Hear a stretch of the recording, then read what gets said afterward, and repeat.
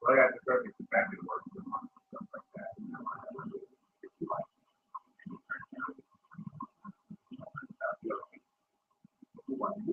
Now the next one's like the next one.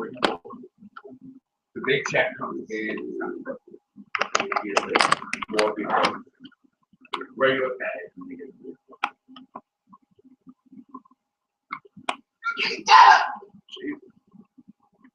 You're recording. This is for you?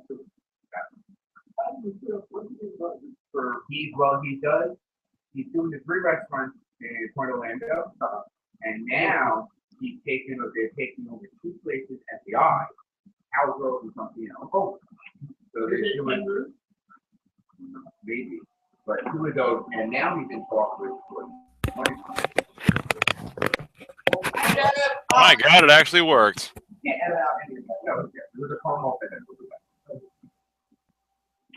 Jeff, can you say something? Testy, test, test, test, test. We're not listening, so okay. Hold on. Keep talking, keep talking. Testing, testing. Can you hear me? Can you hear I me? hear you in the headphones. Can you hear us? I can hear you. Okay. Although I'm not sure what mic is picking it up because it's. We have to listen to him. Yeah.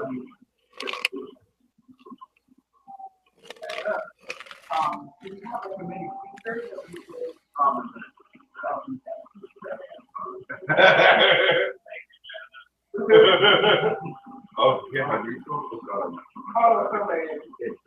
Yes, pass me around. Pass me around. All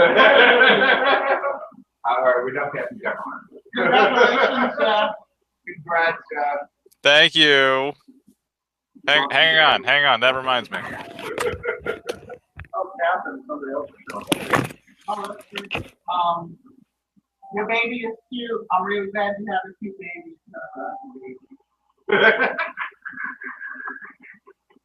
You never know. Like, you've done some pretty fucked up things in your life. Carmen's a bitch. You still there? No, we left.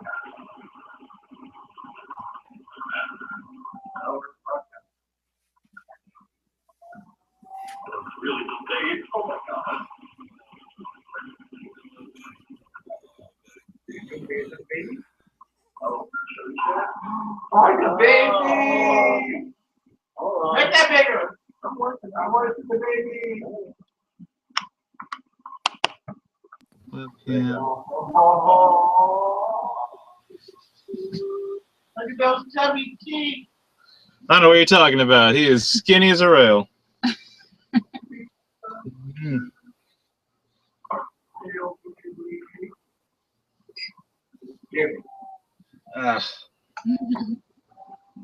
See, that's everybody. Say hi, Henry. His hello right now would be a poop. Well, I'm sleeping at 6:30. Okay. Well, no.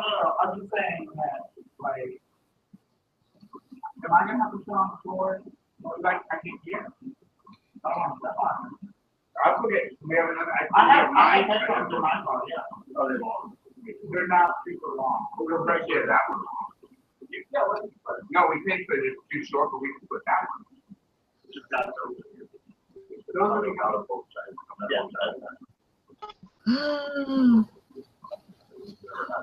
What is it? Oh, this bit. No, how is it? We got him.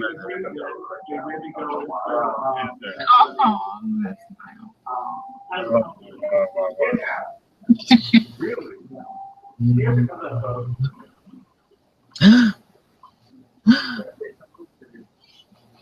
What? What is that look? What is that look? Oh.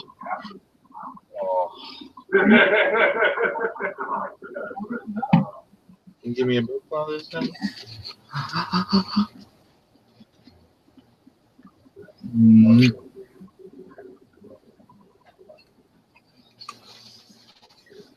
Oh, no.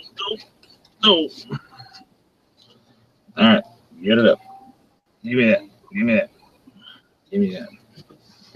try to drive me to stay home with them. Now what? With him? Yeah. We barely had sex, which is fine because I can't recall this.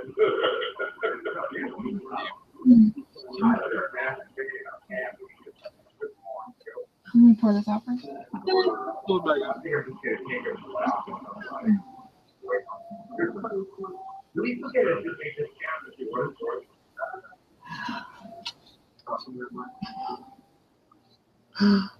What?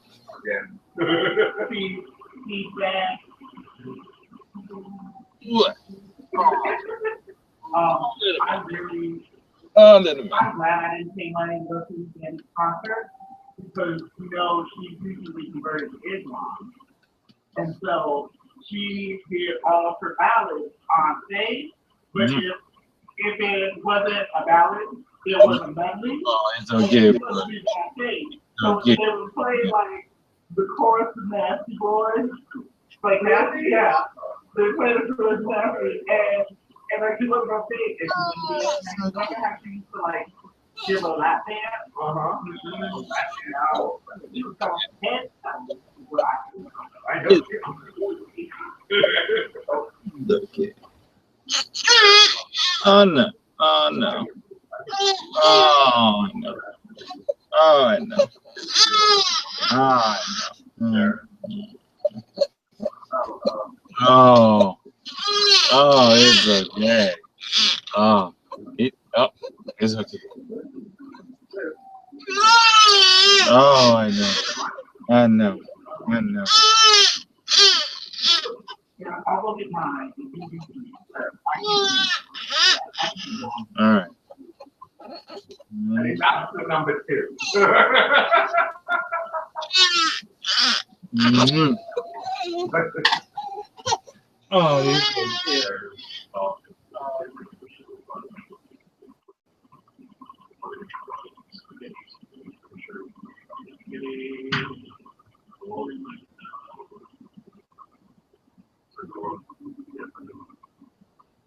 Whoa.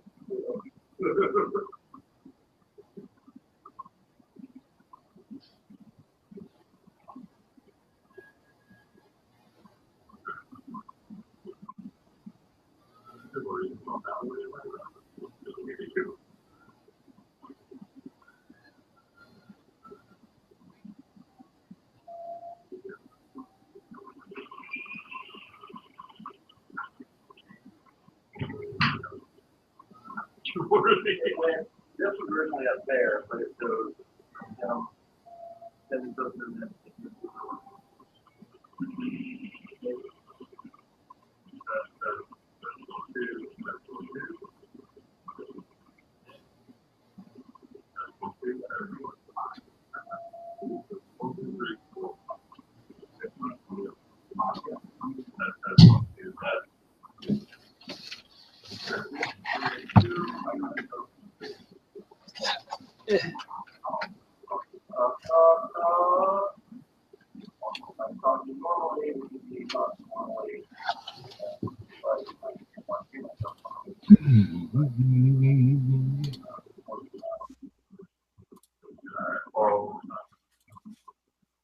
Okay, okay, well, okay, I think I better. Hi, Jeff.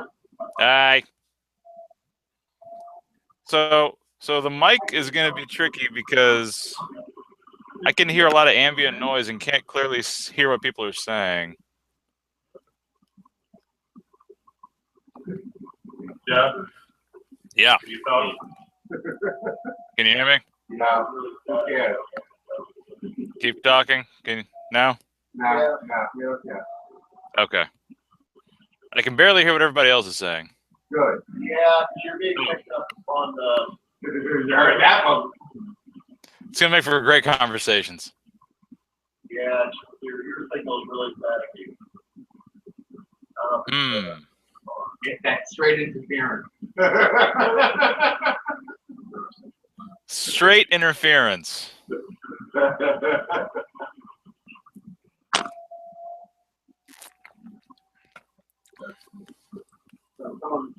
Jeff, keep talking.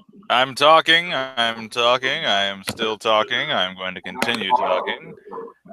Do you have the levels for my talking? How does it sound? What's everybody got planned for Thanksgiving? Testy test, test, test. Testing, 1, 2, 3. Testing, still talking. Testing, testing. Here I am. Testing, testing, testing. Testing, testing, testing, testing. Testing, testing, testing. Still keep talking? Keep talking?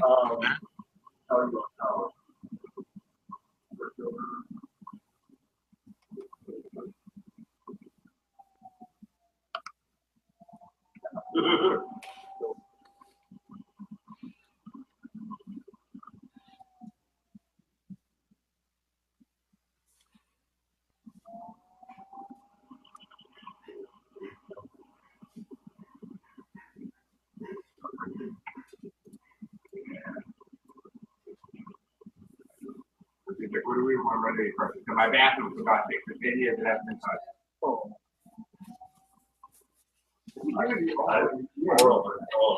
Even to my bathroom, it's like it's disrespectful.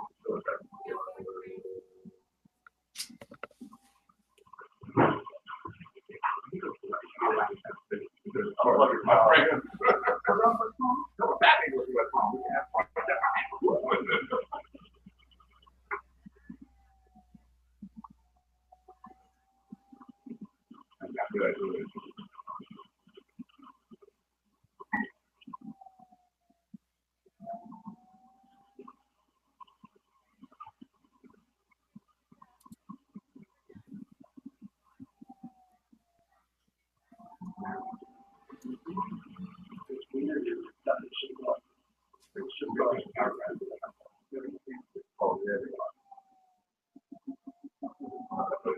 If it's not like that, hi Melanie, I saw your movie.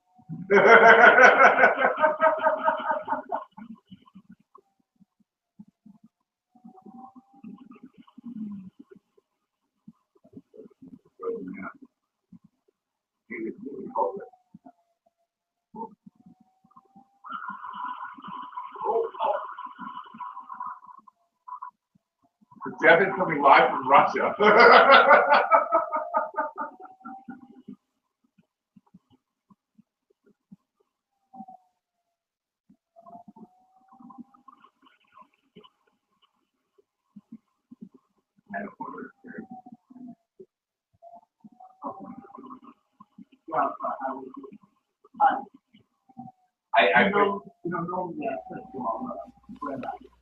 I put all the comments apart from the What? Huh?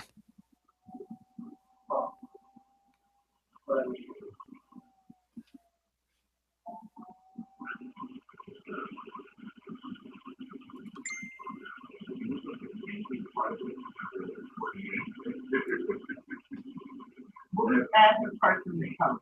Yeah. Just let them ramble and make them part of the conversation. Everyone's like, well, yes, yes.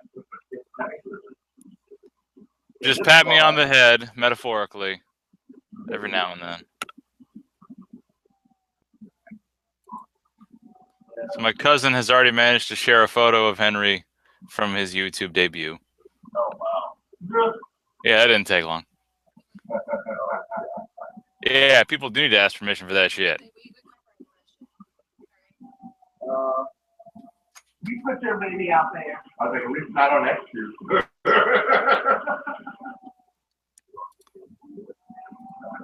You made it sound now. There's a price for fame.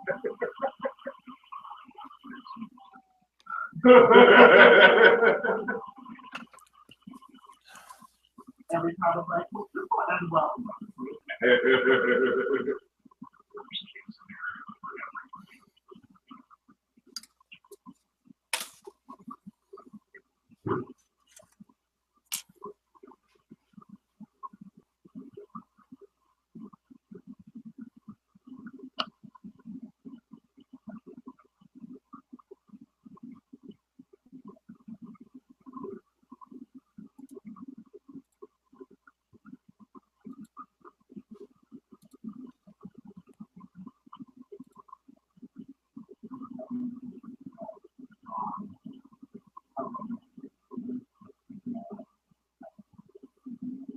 I'm Yeah. thinking so loud. Yeah.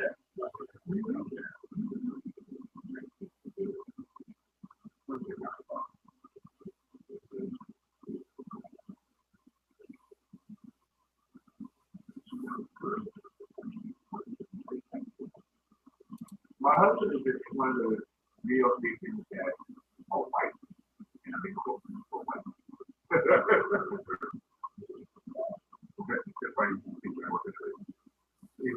Oh, I'm like, look at Hey, Brian. Hey, Brian.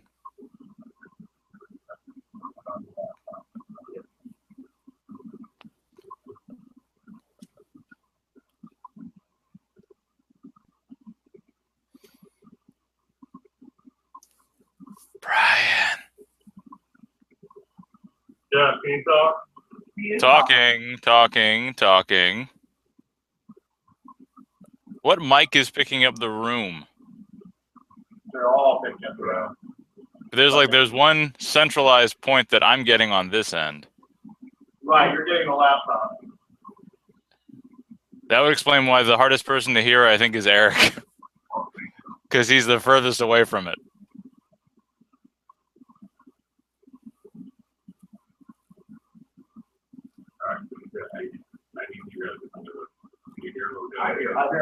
I hear your volume down. Yeah. They come in nicely. What?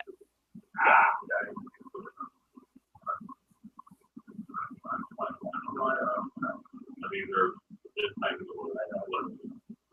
all right. Derek.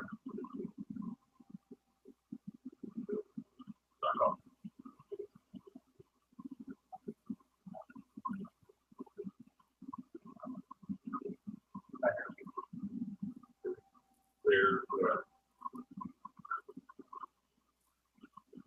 Eric.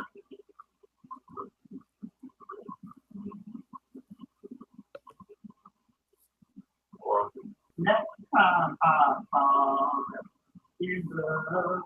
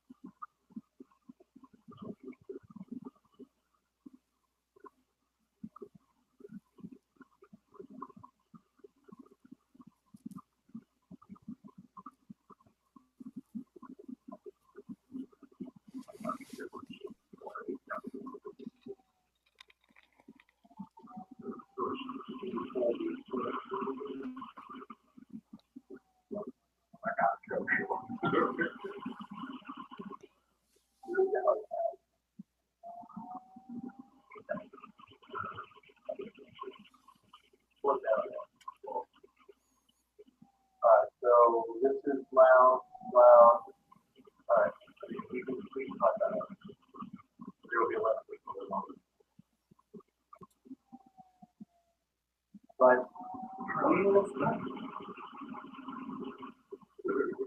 there on your page. Yes.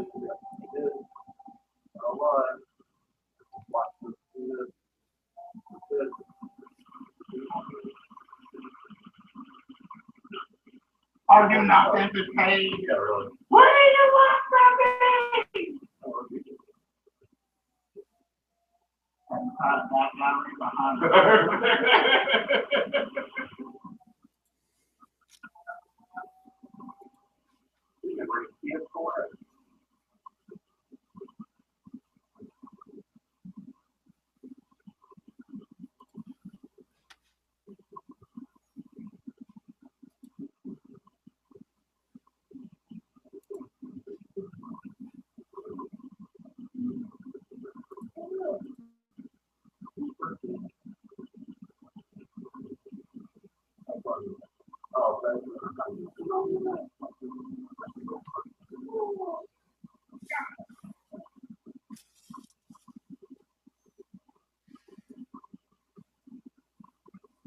Jeff, talk some more. Talking some more. Talking some more. How does it sound? People are arriving. Oh! We literally just got configured and ready now. Oh, wow, okay. Timing. This is Jonathan. Look at it. Some of you know. Yeah, a long time ago. I tried to speak with you, your brother, and the game. Oh. We were. Grab any bottom floor for now. Yeah, like and streaming, and we're good, but yeah, we have like 5. I'm sure there's a lot happening. And then a lot of people, a lot of different guys. So anything like pop in, say, hey, whatever you guys want. I got my doc in front of me. We're gonna kind of go through. Oh, that's easy. Come in. The house party we all wanted. There she is. I'm here.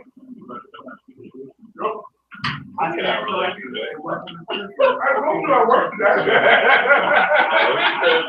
Okay, your last post you said, cancel that, I'm not working, I can be there for.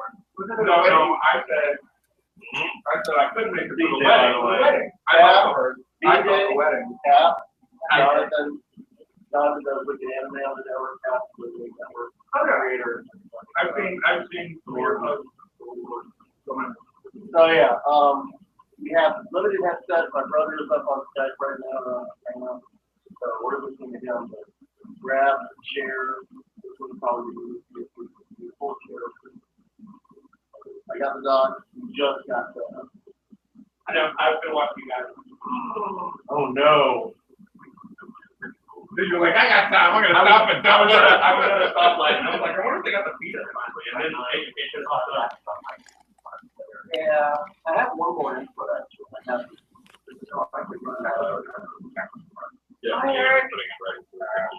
Oh. We'll share mine. Or you get it at the mic. Yeah, of course.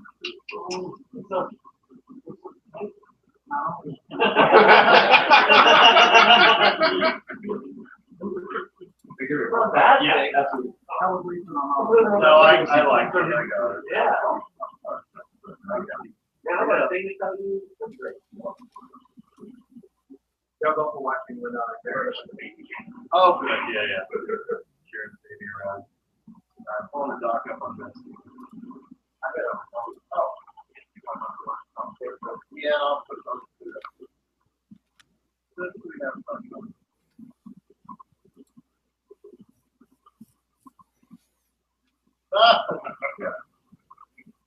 Derek goes in and out of time.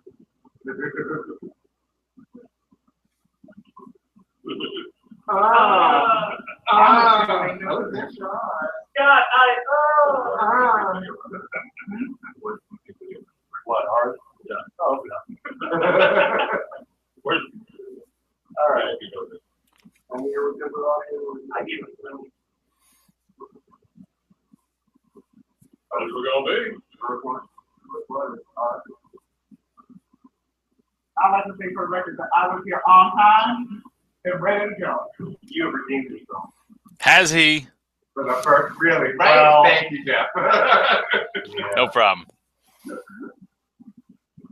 All right. So basically, the sales doc was going to do it.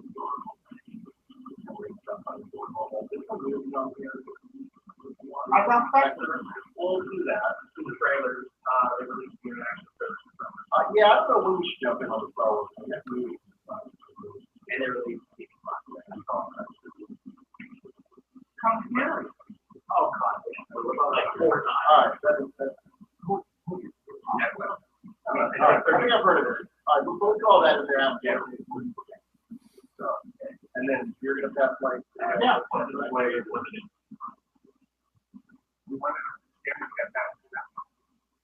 Yeah, whatever you want. Whatever you want. And make it work.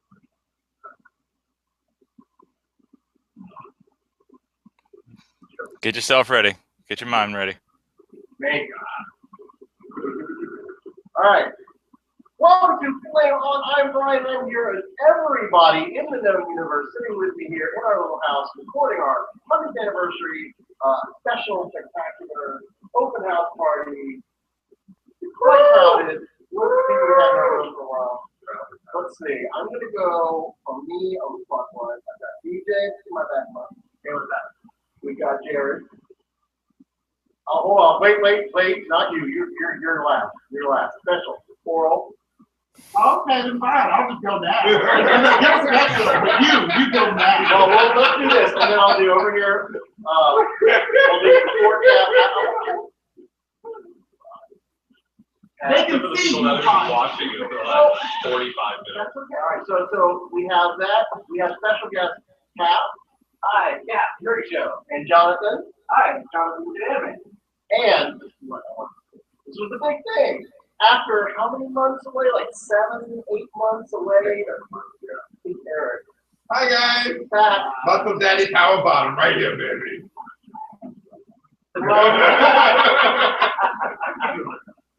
From the ashes, we are so pleased.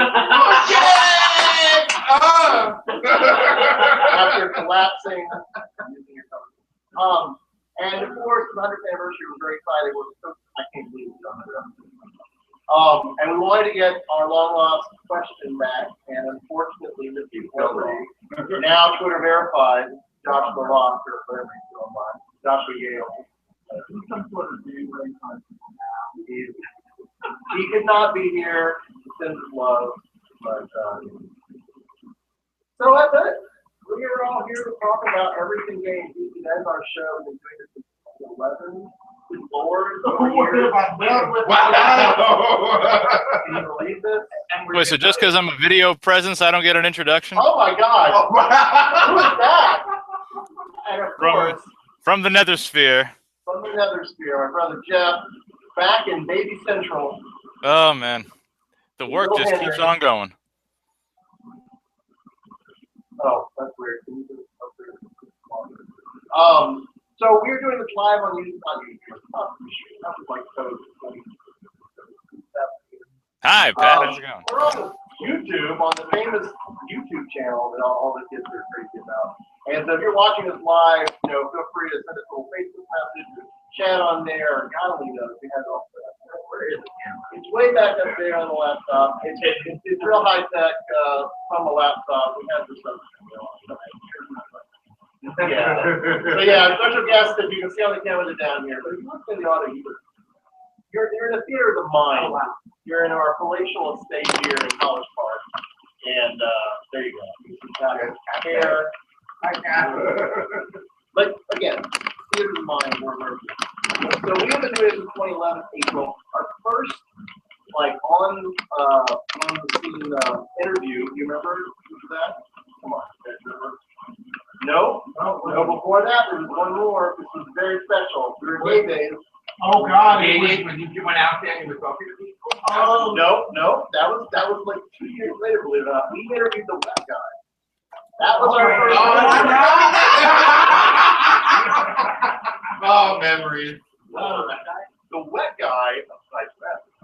He is a spokesman for the Wet Lube Company. Oh, I know that. Yes. And he goes to Gated. I don't know if he was there this past year when we went, but he has been a fixture of Gated as far as I can remember. And he always has like product demo. You put it on your finger, you sit there, and you feel how amazing it feels, and then you kind of extrapolate how amazing it feels. Yeah, put that in my butt, so why not?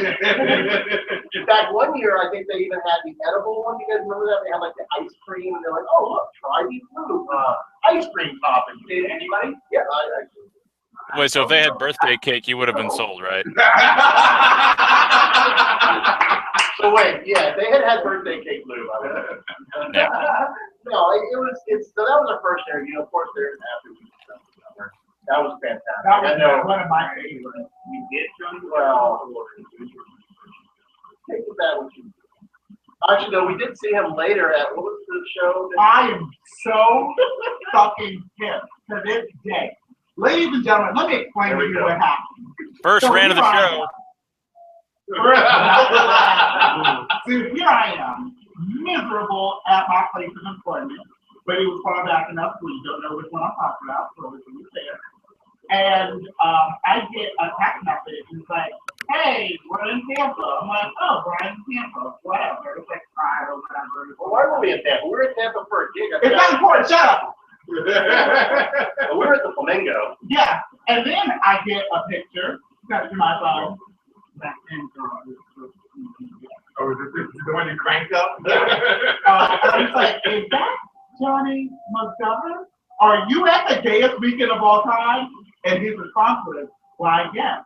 Yes, I am. We just walked in. I didn't pay for any of this shit. None of this means anything to me. And it truly was a once-in-a-lifetime experience. And I didn't get to go. If I had realized, I would have dragged you along with me. You know how many times have you said that in our friendship? Had I known you would have liked this person that I always talked about. It's okay. He does that to me too. Oh, we didn't do that to you. Ooh. If I knew you had loved Grandma, I would have told you she was in the hospital.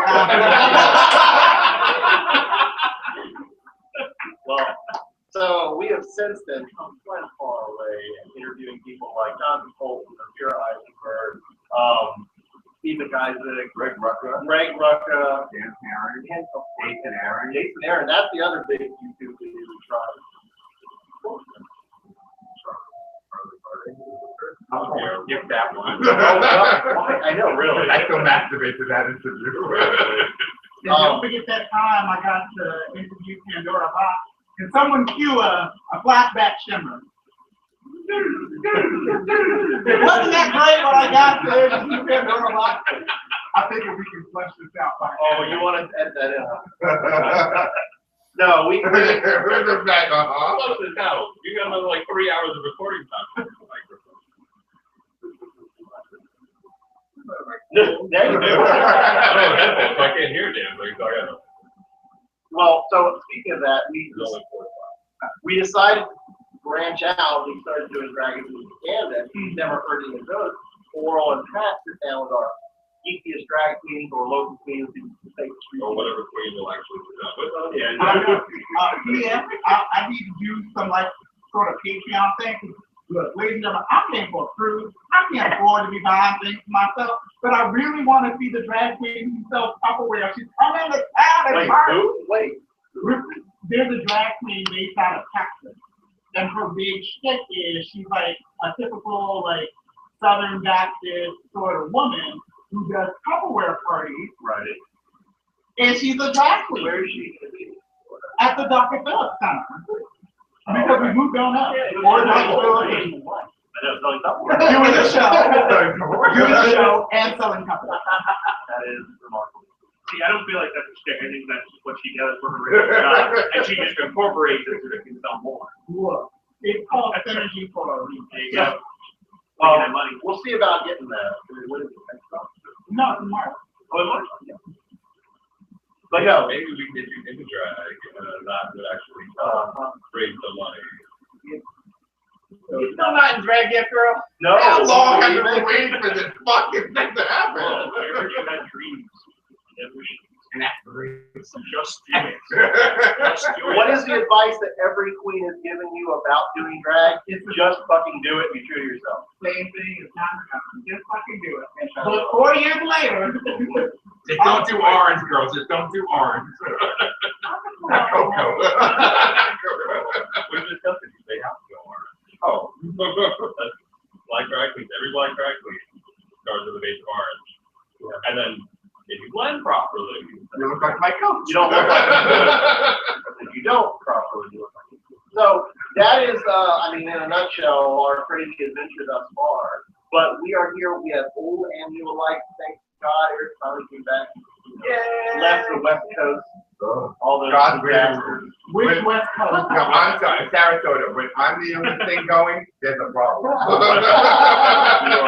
You were totally missed and we're glad you're back. and by West Coast, you mean West Coast of Florida, Charlotte is Golden, Florida. This is actually like a real West Coast. No, so then we have DJ here who we joined us more recently. And it did so much great work for this episode. So we're really happy he's here with us. And again, other people who could not make it, who've been on the show in the past. We salute you and thank you for all. We name names, but we don't. Was always like that. And we're really thrilled that Cap and Dante are here because, obviously we are part of the Nerdy Show Network. And even though we don't tend to do a lot with the rest of the network, because I guess I'm even forgetful, I'm so glad they offered to stop by, and I'm really thrilled. Well, we're happy to be here. We just got back from the convention in Tampa that went on. Okay. So we're back a day early and happy we can make the show. So let's just jump right in. Our show is mainly pop culture. We review anything and everything gay and geeky, and really that comes down to what we want to talk about. But we're going to start talking about movies because there's some amazing movies that come out. There's an amazing movie we hope about to come out this year. But let's start with what's out and what's current right now. That is Spectre, which I saw. Ladies and Burn gentlemen, it! And I haven't seen it. Yeah, no spoilers, please. Yeah, spoiler free for this because there's a lot of. What I will say is, it kind of gives you an overarching idea of like what Daniel Craig's Bond films have been like. They kind of tie them all together. Sam Smith, don't hate the guy, but that scene. Oh, it's shit. Oh, it's Yeah. it is no Skyfall. And you feel bad going after a kill. But bitch, you could have at least tried. You needed like a stronger like chorus, you needed a stronger like backing vocal. This bitch looked like he wrote it on the back of a Chipotle napkin. How long did it take him? It took him a couple of minutes, It took him a couple of minutes. Yeah, I hate it. You know what? That was my reaction too when Earl said that earlier. Like, Skyfall wasn't that good either. I mean, it's better than this one. Okay, first of all, nothing can beat Shirley Bassey's gold. Right? Just put it out right Very now. true. But, Very true. but in this new era of Bond films with like Pierce Brosnan and Daniel Craig, what have we gotten? Die Another Day? Like out of the Garbage. Tina Turner. Not enough. Yes, I will, that is. for new era Bond, I will say that is one of the best. Isn't that the one with Duran Duran? No, man. No, man. No. God. The world is not enough. So what about Tina? Video, her mannequin kills her and then replaces her, that has the bomb in it, blows up the whole, concert hall. What about Goldeneye? Tina Turner's Goldeneye. I feel like Goldeneye was the last great Bond film. Yeah. Had everything else kind of like moved that. Yeah, I love Goldeneye. But so, I mean, we're disappointed that the theme was bad. But get that out of the way. Was the rest of the movie up too far with other recent Bonds? It holds up. Because I've heard mixed reviews. Yeah, like Skyfall was my favorite Bond. I really like Casino Royale. Quantum of Solace was alright. I remember less of it. I remember the lead. I mean, it's just okay. I think he's a good Bond. I just, the trope, I think, really hinders Bond. So like, money Bond, like those bits and pieces, but like, Do him. But I can save you, and so you want to sleep with me, and no, and like the pizza plays like this odd job sort of person, but instead of like a hat, he has these like thumbnails that he like. Gouges? Yeah, he gouges. Oh, they're called gouges? Oh, no, I don't know. Like someone from Massachusetts, Boston area would know that, right? Yeah, right. Well, no, it's still him. So he's odd. What? Do they even have a name for him? They have a name for him, but you don't remember. Opposable Bond. Opposable Bond. That's the perfect name. I love that. So it's mixed right now. You saw it. I did not see it. Jeff, did you see it? Not yet. Okay. He got a baby. He ain't going nowhere. I would have been surprised too, but hey, you saw The Martian. I haven't seen The Martian. I saw The Martian. I saw 2 movies in 1 week. God, what are you doing? I know. I'm just quite. Where did you pirate this from? I paid good money to see it at the Altamont Theater. So, Big money. His talent. the last movie I saw at the Altamont Theater was probably Slumber. Oh. I am too bougie.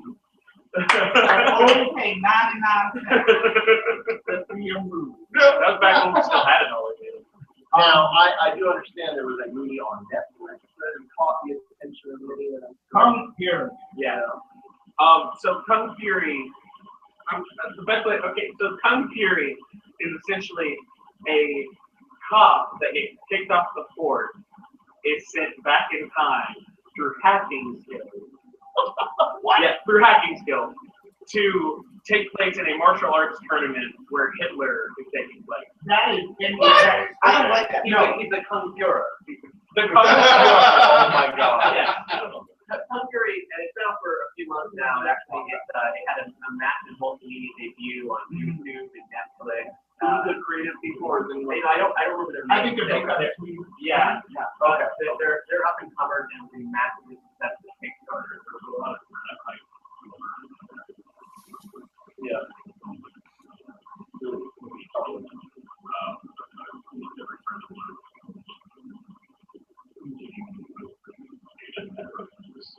Essentially, it's the true.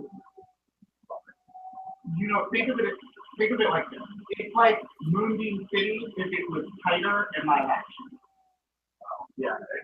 That's exactly what it's like. Yeah, I mean, it's like whereas Moonbeam City is more like the Patrick Cathedral style, it's more of like the Stallone's entire 80s career style. That's perfect. I love that. Is it just one episode or? It's a movie and it's 30 minutes. Yeah. Oh, okay. Yeah, David Hasselhoff really was on board, and it's amazing. Yeah. Like, it's maybe the best part of the film. I mean, the sequence is not the best part of the film, it's maybe the worst part of the film. The song itself is really good. Alright. So this is on Netflix and YouTube? Yeah, on YouTube, yeah, wherever you go. Look it up. And one of the best throwaway characters ever, Triceratops. Triceratops. Wow. It's just one of the. It gives me life. That is, yeah. Now, Just to know, it was directed, written, starred. Thank you. Stanford, like, no, not Stanford. Are they related? Stanford. Oh, The Sam. Not all white people are related. Oh my God. You think they all look alike?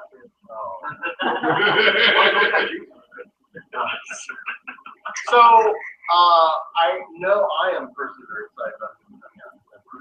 I don't know if you guys share that excitement. I know. You know damn well we do. But what is that? What kind of lead in is The that? annual re-release of Polar Express. Exactly. I'm a big Tom Hanks fan. Tom Hanks is a So, like, we all know that everyone, unless you're on a blackout, which you are fine, where you get blackout drunk and you don't remember, that's fine too.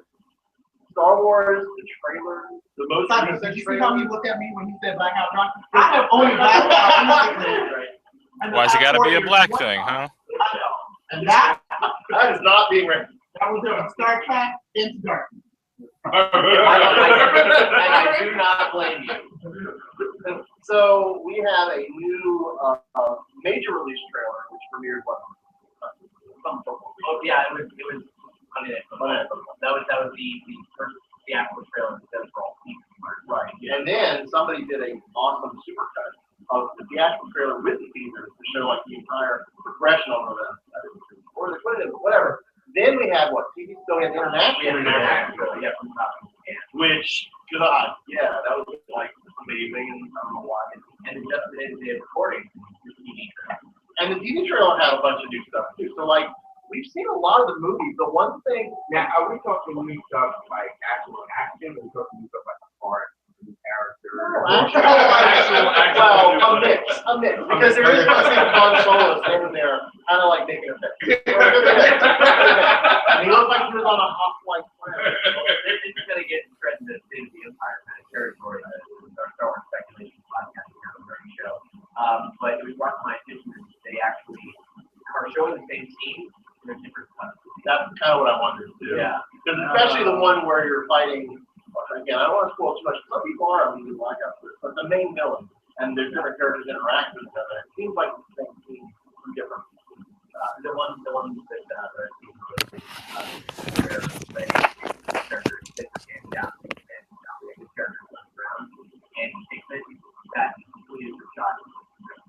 Okay. It's the same basic framing, but it's clearly a different shot. Right. So So that is interesting. That's not complicated. And that's just a very random fact. That's not even important. No, Well, nothing to read into about that. It just happened. Well, but when you watch the movie and you're sitting there and you're like, wait, half of what I just saw wasn't in any trailer, right? Or that trailer had a scene that wasn't in the movie. That happens all the time. Or like the situation in the end of Soul, where what's like, wait, you're a teacher? And he's like, in the trailer he was like part-time, but in the movie it was like part-time. So I will say that the one thing everyone is clamoring about, and they don't show at all, is where is the travel? Right. And I am so thrilled that this is being held back because either, and we don't know why, the theory is speculation. I know why. Well, I ain't saying. there's leaks, but like it's an awesome thing to not give them involvement. I've heard that New England is the first third of the movies they're showing stuff up, and there's a whole other 2 acts that they're not showing. They have shown parts of it. They have, but it's been like Jakku stuff, stuff in the desert world. That's the first third. Yeah. Everything else is like you just read the other planets that really help. So I'm so excited. It's getting ridiculous. And I know I'm sure some of you have tickets. I don't have tickets. No, I think I'm going to risk being spoiled and make an attempt to wait for a week or two. Wow. Because like Christmas. Yeah. That's all the reason family, I guess. No, I'm working for them. You're working at the place where you probably will be spoiled. Probably. But I would much rather try to go on a low, because the thing when I go see a big movie like that, and I get an audience that completely respects the material and everybody's a huge fan, I'm like, oh, this is great. But then you always get that one where you have like new parents, who like, I'm gonna bring all 5 of my children because I don't want to miss it. And then I'm just those parents. I'm sitting there seething with anger, and then I'm sitting there crying because I'm like, I can't concentrate. Well, I get that. I mean, I know you. So when are you getting that? 7:30 Thursday night. Yes, you were, son of a bitch. I had to fight my way through the dead wall of Fandango to get there. And you know what? Here's my thing. And you take him. Aaron? Aaron bought tickets from me because I overbought tickets. When I was there, I was like, oh shit, we're not even going to the same showing, man. Oh. Like, is he going to the later one? No, it's the same showing, it's a different theater. I'm telling you, I went a little crazy. Anytime I got through that wall of that website flagging out, I bought tickets. Not smart, because it was a fiasco. I mean, I thought about trying. I think I tried like midnight. No way, done. You know, I didn't realize they were on sale until like 4 hours after that trailer because I saw the trailer, it did it at the end of the Star Wars, and I instantly pivoted to talk to somebody about it. And so I totally didn't see tickets are on sale now. And everyone's like, Fandango died. I'm like, what happened to Fandango? Star Wars, where have you been? Drinking. So I mean, I'm excited. Eric, are you excited about it? Did you now? I have to ask this. Being, I think, the oldest here. How dare you? What? I'm not talking about how much. You'll be bored every few years. Yeah, I know.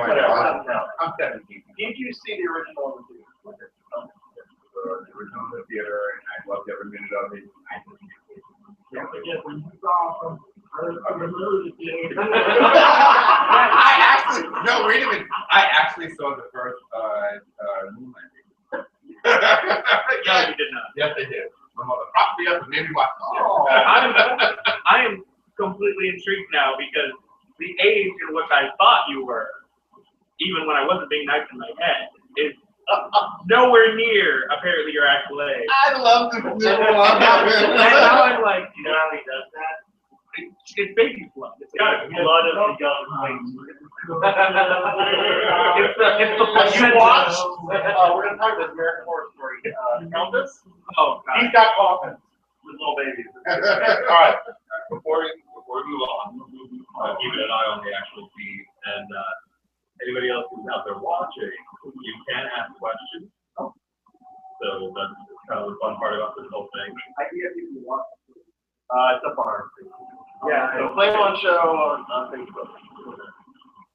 So Steve Morey, our friend Oh, from Carolina. Sorry, I missed you, girl. Yeah, we tried. So going back just a little bit, so speaking of Spectre, who's your favorite Bond actor and why? I actually did an article for in fact, I spent the last quarter of the month working exclusively on James Bond. Nothing really Spectre, but much older stuff. So who's your favorite?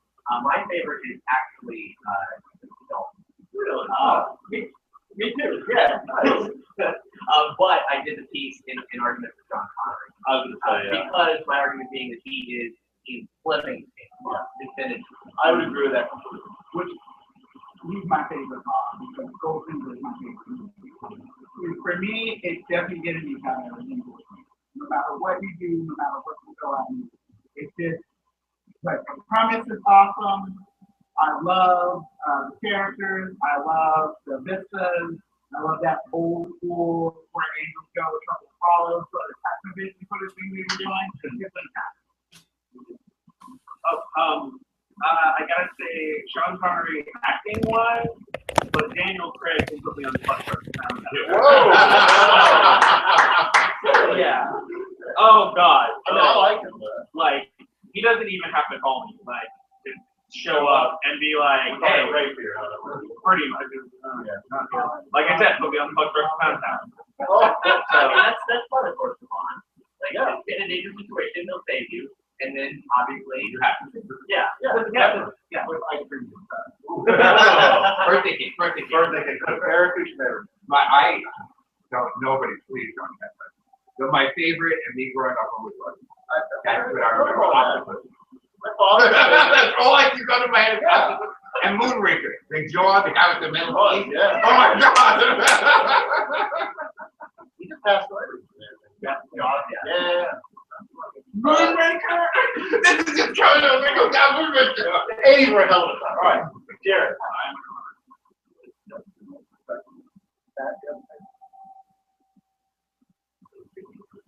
Oh! Amateur. Kick me out. You that doesn't mean that I can eject Bond in there. Like, how does that work? I'm getting him to what? Just think how it is. Yeah. All right. Well, when you're ready, we're gonna think. I might fix that. All right. So that was a great question, Steve. Thank you very much. Steve's one of my cohorts, Comic Bears, and I'm so glad he was able to come down recently and do another episode. Bear Bus with us, with partner Jason and Winter. So thank you so much for that question. All right. Any other movie thing, or we're moving on? We're moving on. All right, television. Now, there's a lot of television that I'm talking about. But I want to start with the dance thing that's on television right now, and that is American Horror Story Hotel. Yes, ma'am. Right, Hotel? Yeah. It is a Lady Gaga, like, I action will see piece. that, Oh, and I will argue wait. with you later. Yeah. Oh, wait, are you going to do How You Murder a Murderer? No. All right. But, so, Hotel. This is the first American Horror Story without Jessica Lange, which everybody made a big deal about, but you guys don't know. Oh, yeah. Really? The interesting thing is if you notice, I went back and watched all the promos because I'm weird and I had nothing to do. But I watched all the promos for season one through the current season. And the thing about Jessica Lange is they always kind of put her out there, and she's always been either a main character or she's main character adjacent. So far in American Horror Story, I don't feel that way about Lady Gaga. I actually am more concentrating on Wes Bentley seems to be the Yeah. Thank you. And Lady Gaga actually. Yeah. Yeah. I had the same reaction when I heard that too. Yeah, we kept saying Lady Gaga. I was like, oh, this is making fun of that. Oh no. I mean, I don't. Her delivery is stilted. I think how you put it best. How did she? He's shaking his head. He was mad.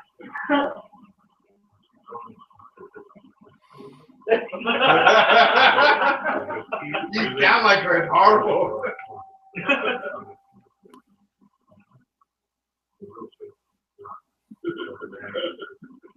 And then she's gonna use her finger power to kill somebody, and then lift the blood off.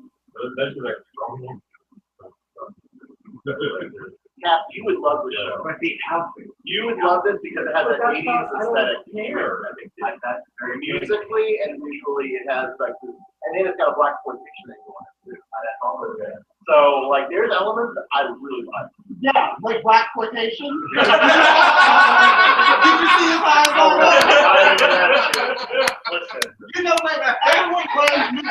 Like I goad you into these race relations type of argument, but you just walk right on in. There is nothing wrong with that genre, given it's respectful. And what's yeah, plays Do you know that you said respectful and exploitation the same okay, so with Tarantino's movies that channel that black exploitation like vibe, how is that not respectful? It's not? Is that you doing the same kind of thing? Like, I'm making fun of you. I'm trying to figure out a way I'm to ignorant. No, I know, but I'm trying to He's trying to work his way out of the I'm bag. digging my own soul. Now, you are not far, right? I am still in the midst of the show. I promised myself that I wouldn't skip ahead. I mean, Because I they're can completely related. watch things up. Like I kind of. Oh, I haven't done that. Yes, actually, and a really awesome Alan Ford. So Eric, your thought. Yeah. Well, I'm like, look, Okay. What is your favorite thing about the show? Really? that orgy scene, and I was just masturbating to the whole scene, and then what's the guy? I just know for free show. Yeah. Oh, Twisty? Are you mean? No, Are not you mean Twisty. the hot hunky thing that she dumped Oh, back boomer for. the scary ass guy from, from The Freak 80s Show? punk rocker, cocaine addict. That's me, girl. You know, I related. You walk the runway and then like, You know, he called somebody on ground and said, "Come on over," and you know, update man just like walking. there was quite a. We are easy prey. We really are. I was waiting for them to flip flop during the four-way scene. That would have been the thing that capped it off for me. Would have been if they were going to town, and the next thing you know, they switched and Gaga's making out with the girl. Yeah. I'm sorry, that would have been that would have been it for me. But then the one with Cheyenne. him and Cheyenne, or not the other guy, The one the we got model. the name. Googles. The guy that looked like Darren Criss. Yeah. Oh, Darren Criss was in his last Darren Criss was episode. on the episode. He was. I knew him too. So no, I mean I will say this. It is different than the last three. I mean, they're all very different. But you see that they're connected. They use the real estate agent that Yeah, sold. they are season promising one, to so- connect the whole continuity together to be all four. Yeah, I don't understand how. But that one chick, and I will say this actually does really make my joy. There is a character who plays a you guys Bioshock. The main. Yeah. So Andrew, there is a character very much like that aesthetic who built the hotel and is now a ghost in the hotel. And he's essentially based off of H.H. Wells. There we go. So he is.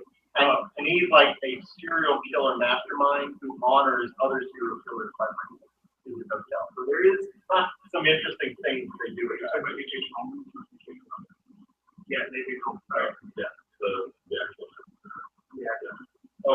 Did he also sell appliances? I don't That know. is great. And you're not gonna like him. He's not pretty. Our boyfriend's not pretty. Yeah, man. Oh yeah. He's Evan Peters. Yeah. I love his one. I actually really like the fact that they have Evan Peters this season playing somebody that is just takes evil to a whole nother spectrum. Yeah. Because the thing is, Teenager guy. you know, because the thing about his character in season one, he's just a straight up sociopath. Like he just doesn't understand that he is the worst thing on the planet. You know, and then from then on he played like kind of nice guy. He played nice guys, and now he's literally just like, no. He's got that whole time. He sounds like your character. I think your announcer character from program. Yeah, I did. which you had listened to.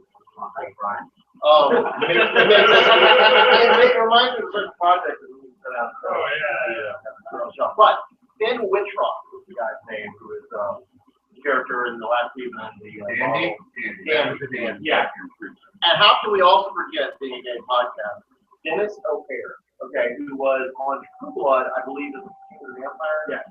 And now he is playing a transsexual drag queen, Elizabeth Taylor. Oh yeah. He's playing Liz Taylor. He's in the sexual game. I'm pretty sure that you're on his one. Oh, yes. He's a big character in that as well. And that's true. He does say sarcasm. That was the first thing I said to Kathy. But he is a transsexual drag. Ladies and gentlemen, you can send your hateful, black, accurate email To Brian at Claymont. No, Any complaints about politically incorrect? Tweet at me all you want. I'm the James Robinson. I will apologize all over the place. So he's basically he's somewhere in the middle of transsexual and transgender. and transvestite. No, because even that's what the counter says. So you feel like a woman, and it's because it's who he is. It's not.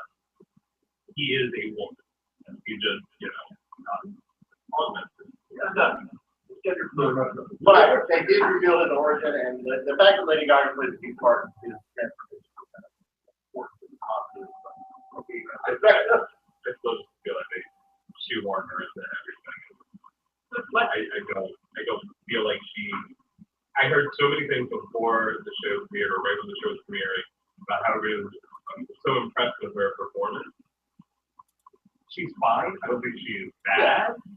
I don't think it matters. I think they kind of shoehorn all of this to kind of fit her versus I'm not scared by it. No, she's not Like, scared. there's no horror to this. There's gore for the sake of gore. Vampirism. Like that, the whole vampire aspect to it. You've taken it out of something that is real or could be real for the most part, except for the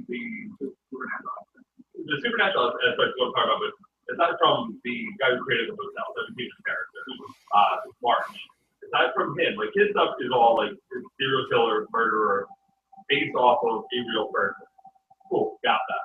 But then when you start bringing the vampire stuff in, and then Chloe Sevigny's character, and like all the stuff that she's doing, it's kind of like now you're just making this into a sci-fi show. He always walks that line. Like their project, that's like a thing where he'll go. But like the second season, he did all the alien stuff. Yes, and what does everybody say about that one? They said they don't enjoy it. No. And I mean the ghost stuff in the first season, that still was even more realistic than the vampire stuff. Yeah. Every other character that deals with anything outside of the vampire stuff, which I think Countess takes out Angela Bassett, who would have been better as the vampire hunter. She could have been a black puppy. That was what I was hoping. Yeah. You wanted Kendra. I know you wanted Kendra. Yeah. And If Mr. I was Pointy. Pointy, Only if she had Mr. Pointy. That's really the only way I would want to Kendra back.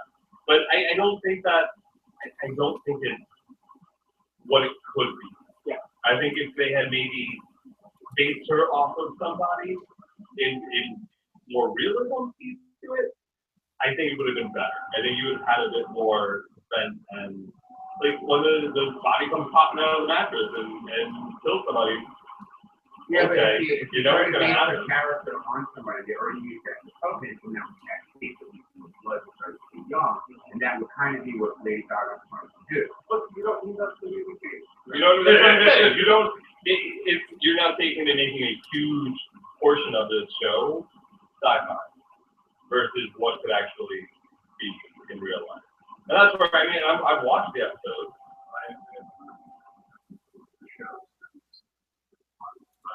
What I'm hearing now is this is just a modern take on I was like, probably. Yeah, actually, but like this shows Ryan Murphy takes from all kinds of different places, and it's a big mashup. The biggest problem I have is he doesn't plan ahead, and it's a writer's room, and they go, hey, let's try this today, and it goes off in a direction that doesn't pay off, and then they have to reel it back because it's And a place where I do not find that is the radio show on television, which is Green TV. So, which is another Ryan Murphy thing, which is kind of interesting how he does both. So what is going on with Green TV? We have not watched it yet, but I am fine with you talking about. People are coming in and out of Green TV. Ariana Grande was in it. She made appearances. One of the Jonases. They all. One of the things today, but you have Nick Nack played a big security guard, who's your friend Sean Dale. Oh, it's so.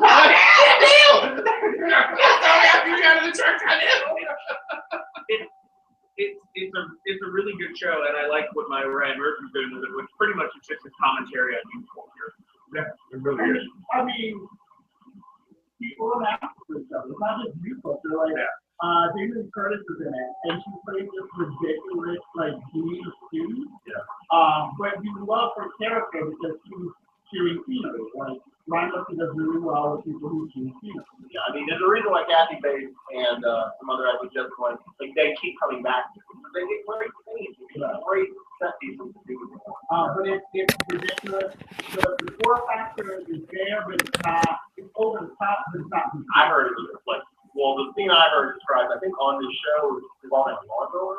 Oh, that was yeah. That's a little over the top. I mean, But you know, there are many times where I'm just like, I want to order in some duck sauce and put on a combo. just that stuff. I didn't want that. Excuse me, Chinese restaurant. I know you guys have a lot of great options. I just want your duck sauce. I just not bad at it. But yeah, it's ridiculous and over the top. And I think that's Well, I need to check it out. I heard nothing but good things from you. It's a lot of, it's hilarious.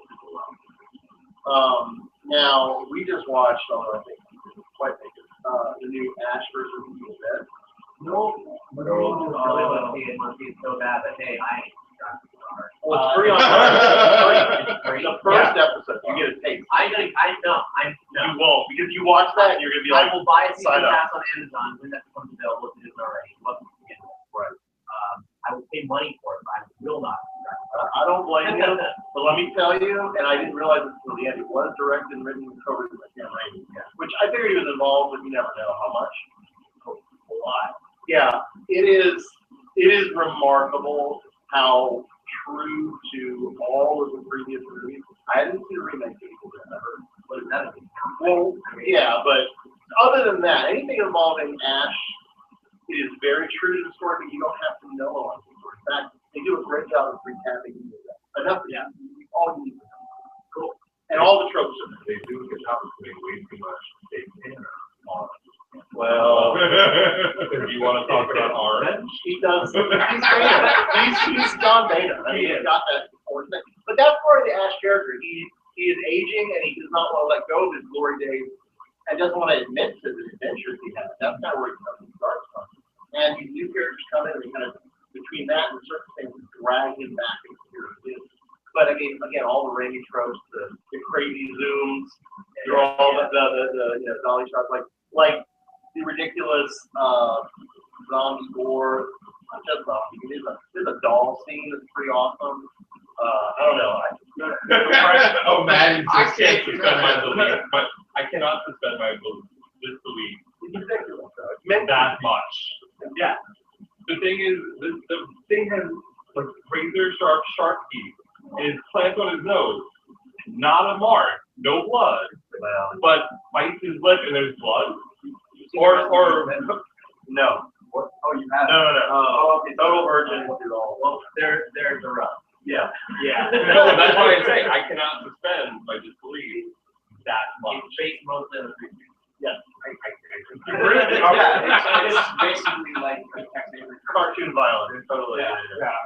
But that's why if you're a fan of those, this is that. And it's something they're taking the whole series.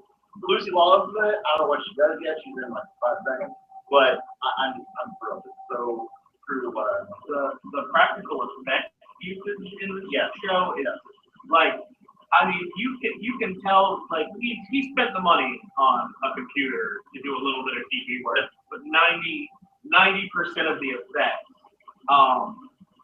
And I was watching it expecting full-on camp, campathon, and I'm sitting there like get ready to have a good time. But I found myself at one point, one of the Deadites just kind of like reverses its joints and turns its head all the way around, and I'm like, okay, this is unsettling. I forgot how unsettling those things were, and they do a really good job of kind of taking you back, but doing new stuff. Speaking of, oh, go ahead. But it's not just that like it happens. She turns her head around. Yeah, she talks to them. Yeah. And then goes running at them, and the arms are backward. Yeah. It's a weird mix. That's what I love before, and it's what makes that so unique. And I'm just thrilled they kept that vibe. They didn't try to modernize it. Because really, other than new characters coming into play, it's very classic stuff. It's great. I mean, when it comes out on video on demand or whatever, you're gonna see right there. Oh my God, you're gonna see it. Thrilled. And it got renewed for a second season the day before, like 2 days before it ended. Yeah, no, that's all. Now another show, Muppets. I don't know. I love that show. I love It's that great. show. It's been really fun, although a lot of comedy can be falls flat. It seems like it's not quite there. They swapped out the showrunner. Like in mid-season, the one who's been like the main showrunner is gone, and they're bringing in somebody else. I know that. Yeah. We did a short piece on a nerdy show a while back. Kind of like blowing up on it. And I like it okay. Yeah. But I don't know how long it's gonna last. Or I mean, obviously got second season. Yeah. I mean, it's good. I want more Muppets in the world. But they actually setting out the project they always also going to dial back originally. They're like no talking vegetables, no talking animals. That's too weird. Too weird for the Muppets. What the fuck kind of show are you? Piggy had her own show. Come on. I mean, that's kind of bizarre because I mean they haven't had any talking, but they have inanimate talking animals. I mean, it's like where's the line? Right? Why is one weirder than the other? You can't say, well, I'm not going to talking animals. You wouldn't have a Muppet show. Right, exactly. So No talking got, yeah. That's bizarre. Or chickens. They didn't want the chickens. I've noticed they haven't been. I love the chicken. Where's Camille? Oh, she doesn't exist in this movie. I thought they made a joke about He this. mentioned Camille. Yeah, I thought He they mentioned Camille. They haven't been on, but he did. There was a mention of Camille. There is a lack of Gonzo. Gonzo is very reduced in this so far. Dudes like talk about like I don't know, like talking with mom and stuff. And Yeah. He's on Animal. Gonzo is is he Gonzo's performance art? He's crazy, like he's very neutered. And well, I hope the show continues as well. Like it maybe the showrunner can be a good thing because the showrunner from the start was one of these Big Bang Theory, and all we got again in the fourth episode they didn't start shitting all over nerds, a bunch of cliches. So the tech support guy. Yeah. Oh yes. Yeah. That he is my least favorite. I mean, obviously, he's like my least favorite new character. That's a new character. I haven't seen him until the sizzle reel teaser for the show, and then he was just a weird kind of movement in the background, and that was okay. But then when they're like, "Who's this guy like? Oh, I'm just a nerd." Okay, cool. Let's do that with the cool guy Hollywood dude. Fuck you, cool guy Hollywood dude. The showrunner who's exiting is Bob Bushell, so he's the Big Bang guy. So, but it's definitely split the press. He's in the middle of the season, and they're doing a soft reboot. Right. Good. Oh, okay. That excites me because I love the original premise they pitched, which was them like getting the Muppet Show back together. Right. And I think it would be great if this show got canceled. They had to figure out what to do that. That would be different. I mean, I don't know. They haven't said what their direct thing was, but actually, this is exciting. And in fact, you watched it. One of the showrunners from Galavan, Kristen Newman, is the new showrunner. That's great. Yeah. Oh, that's the kind of ridiculous. More music numbers. Right. Exactly. I will say, as a bear, we do enjoy all the Fozzie Bear jokes. That Fozzie is kind of. The fact that Actually, one bear show. well, but still, One. it's still Ricky. It was we all the amount of times I saw that beamed on my Facebook feed was amazing. Now Ricky from yes, from and that the other period or whatever that show.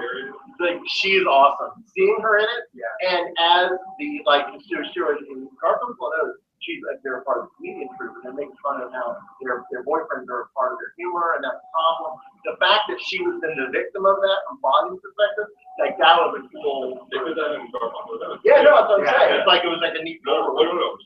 Oh, she was on the other side of that one. Because she did it. Because it was a male comedian. And then when the guy that she was sleeping with went up there and started talking about her, they did the thing away. So like the fact that she's involved is awesome. I love the Kermit characterization. I think that's really good because it's Kermit being more honest.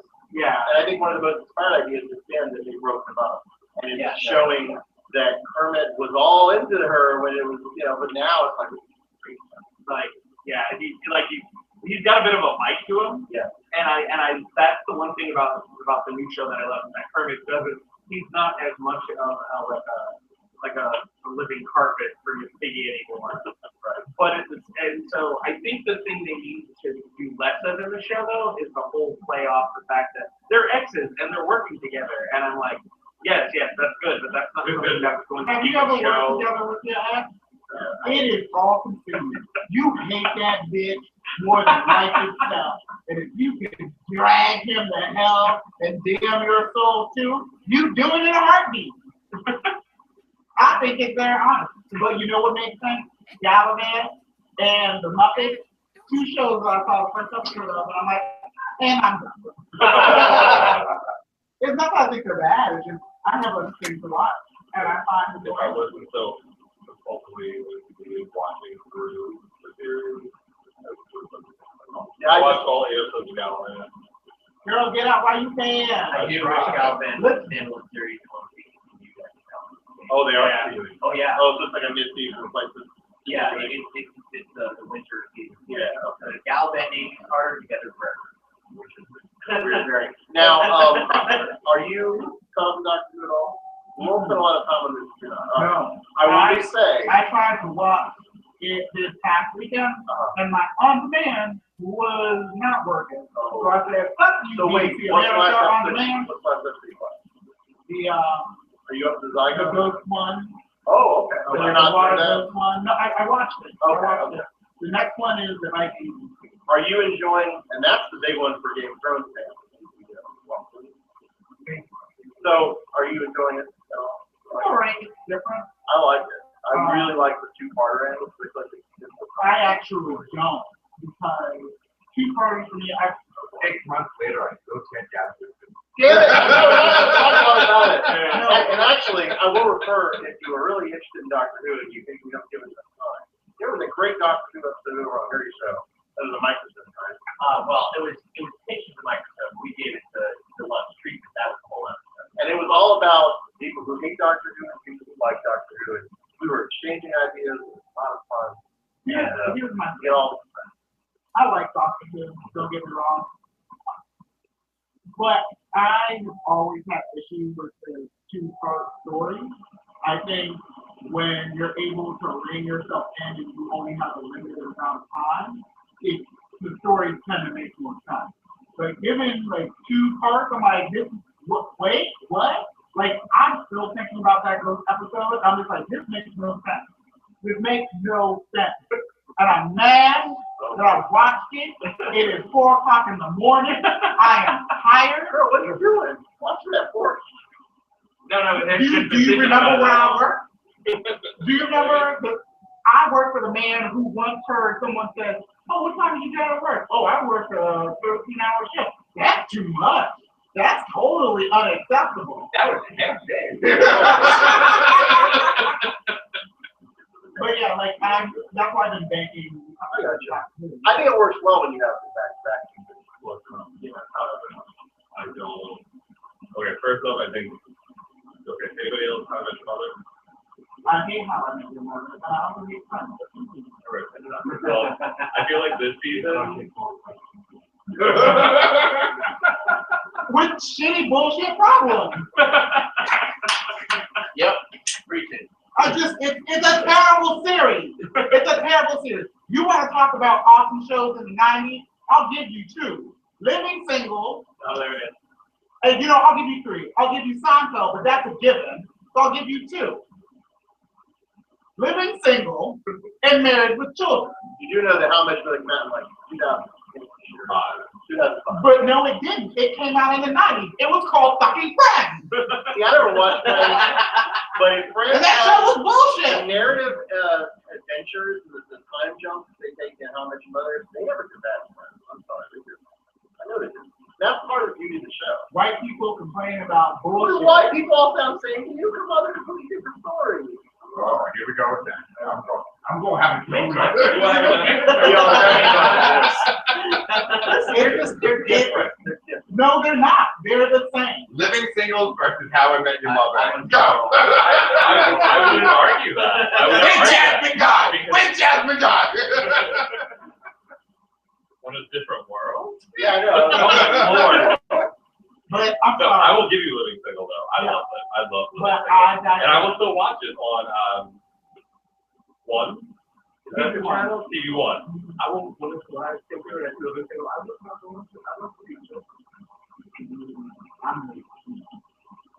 Of course you're Judy. Oh, that means I'm the cousin? I don't know. So, you are Sinclair. what does this have to do with Doctor Who? No, so okay. So, Damn it, he brought it back around, people. this season to me feels like an overcorrection. It feels like an overcorrection. They wanted to do something different with Series 8 and made the Doctor dodgy and angry and not Matt Smith, and they felt the feedback from it. They felt the backlash to it. So now Peter Capaldi goes from being dodgy old man, get off my lawn, to I'm gonna be in pajama pants and play my guitar every episode. I'm a whippet now. Oh my God, that sounds really bad. Is that the same reason why they're doing the fan match with material bringing back in? No, that's a radio. No, that's a radio. That's they've been doing that That's forever. a book. That's an audio book. All the old doctors have these radio things they do.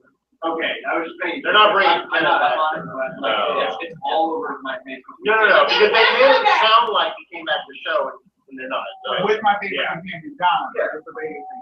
But remember what I said? We can market. Listeners who have to pay attention, you can go back to the episode when I say, I wonder how long we're going to get this done before they're like, They just sign up for another series. Well, see, no. The way he was is Oh, better the way it does, than- yeah. But every doctor goes through a period of evolution. But it's He usually blinked his eyes. All Dr. Who apologist. it's usually I'm not gonna lie, I got him. No, what was my butt plug? that oral's gonna whittle the shellac for you. I'm not He's gonna not shellac. gonna shellac it. I'm not You don't care about my fault.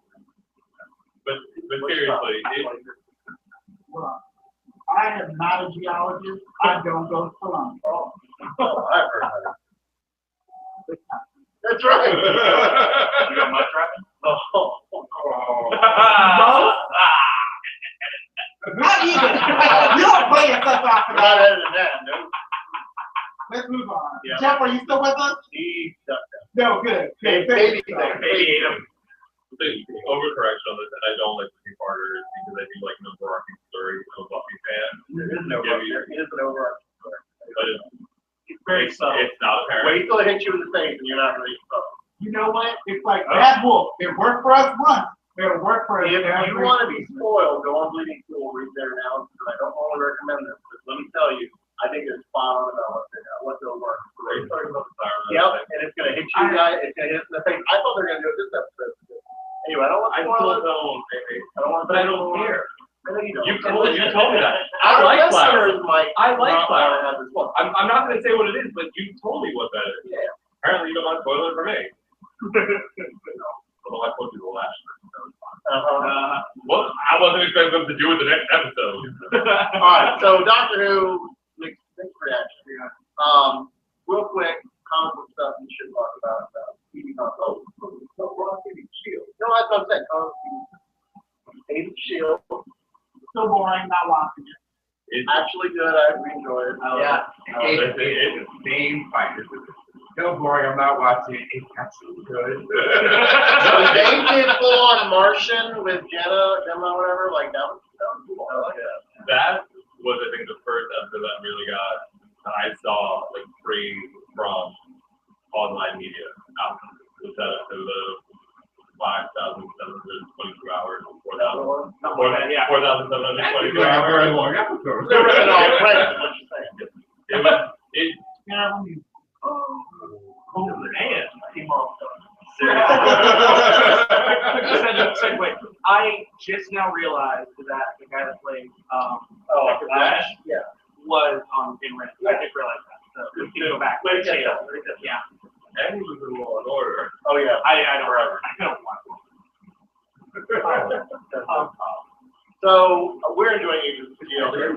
you are frustrated by slow, meandering storylines that don't involve major Marvel heroes. No, it's not that. It's that if you vamp for a season or half a season and you still suck, why the fuck would I still be watching you? Give me that. Other than the first half of the first season, you're wrong. Everything else is there. Yeah, everything But you know what? has Here's the not been thing. vamping. As The a first half of watcher, the first season did. we live in a world of prestige television. We live in a world You're right. of awesome, You are absolutely really right. finely It tuned is comedy. no Fargo. So why would I spend 8 hours watching bullshit when I could be watching something else? Like the screenplay, which I'm not saying is bullshit, it is not fine. You know what? I found it more interesting. And you than watch I Sean think. Ryan shows. Bitch, you want to go down? What I'm saying, like fine television. You want to come for me for Shonda?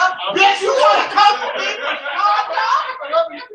Guys, this television is ruining us. Okay, here we go.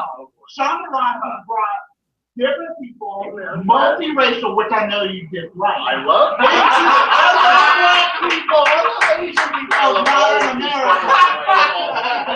She is the night to watch on Thursday. They took something that really doesn't catch TGIT and turned it into Thank God It's Shonda. Like, thank God, like it's Thursday. Thank God It's Thursday, but it's Shonda Rhimes. Grey's Anatomy, even though who watches Grey's? I was gonna say. It's There still you go. on It's and still still on, but- popular.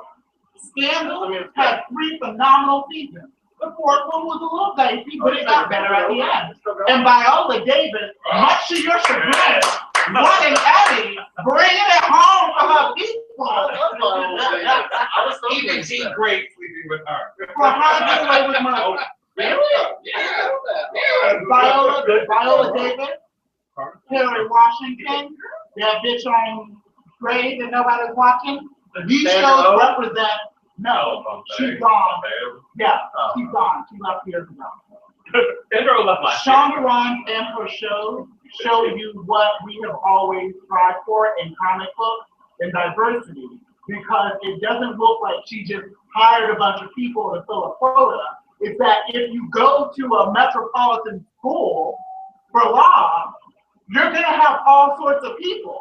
You're going to have people from every race, creed, and color. You're going to have people from every social caste. It makes sense. But here you are, clinging to these bullshit ABC shows when you know they have stronger ratings when it comes to, look, it's like the color purple. Nobody remembers Out of Africa. Out of Africa won the Oscar.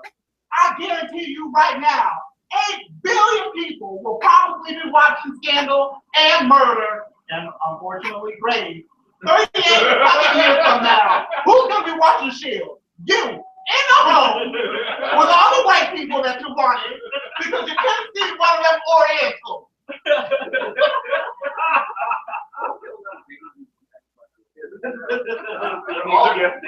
They're always there. From Shonda.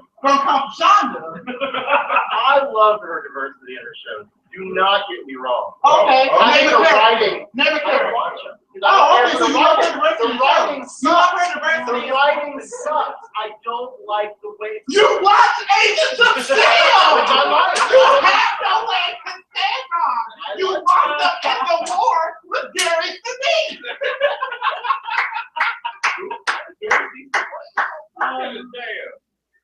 Jesus Christ. The writing is bad? With the trash you watch, the writing is bad? The only trash I'm watching right now is probably April Night. Oh, yeah. Ladies and gentlemen, I wreck my head. You're right. No one's got to put up that kind of work for you. If I had stuff with that shit, just like what else is gonna do, like it's stuck around long enough, but no one can start it. Just fucking jump in. No, and I would never say that. But that happens sometimes, though. Not saying that, not saying right or wrong, and you don't want to watch it. I don't give a shit. You I'm don't just want to watch thankful it. that Marvel goes, I'm thankful for it, so I don't have to watch it. And that's fine. I enjoy the show. I thoroughly enjoy the show. I've never once been like, oh my god, you have to watch this show. You did tell me that the other night, man. What was the thing about it? Because you already like it. You Well, have terrible taste. that's partially because I already watched the episode, and he was away on a work trip, and I was like, just go ahead and watch it, because it won't get spoiled. Anywho, and I don't watch the Shonda Rhimes shows. One, I've seen it for Grey's Anatomy. I can care less. That's what ruined it for me, honestly. That I will say this: I have not given How I Met Your How to Get Away with Murder. I have not given any of the show a chance because Grey's Anatomy was really bad. Yeah, nobody watches Grey's. But that's where her name. That was her first show. Like that was the reputation. That was the thing that I watched. I did watch. And I did drama. No, I like drama. I love drama. He's trying. He's trying. Kind of gravitational. I'm just going to Take the microphone away from oral. Give him donuts. Give him donuts. Something the fuck up. You sat there, girl. You sat there and you done the bed. Shonda, you know what? I'm texting my girl right now. See if you don't try to go to work tomorrow with your tires flat. Okay, so another Whedon show that had a very similar issue was Dollhouse.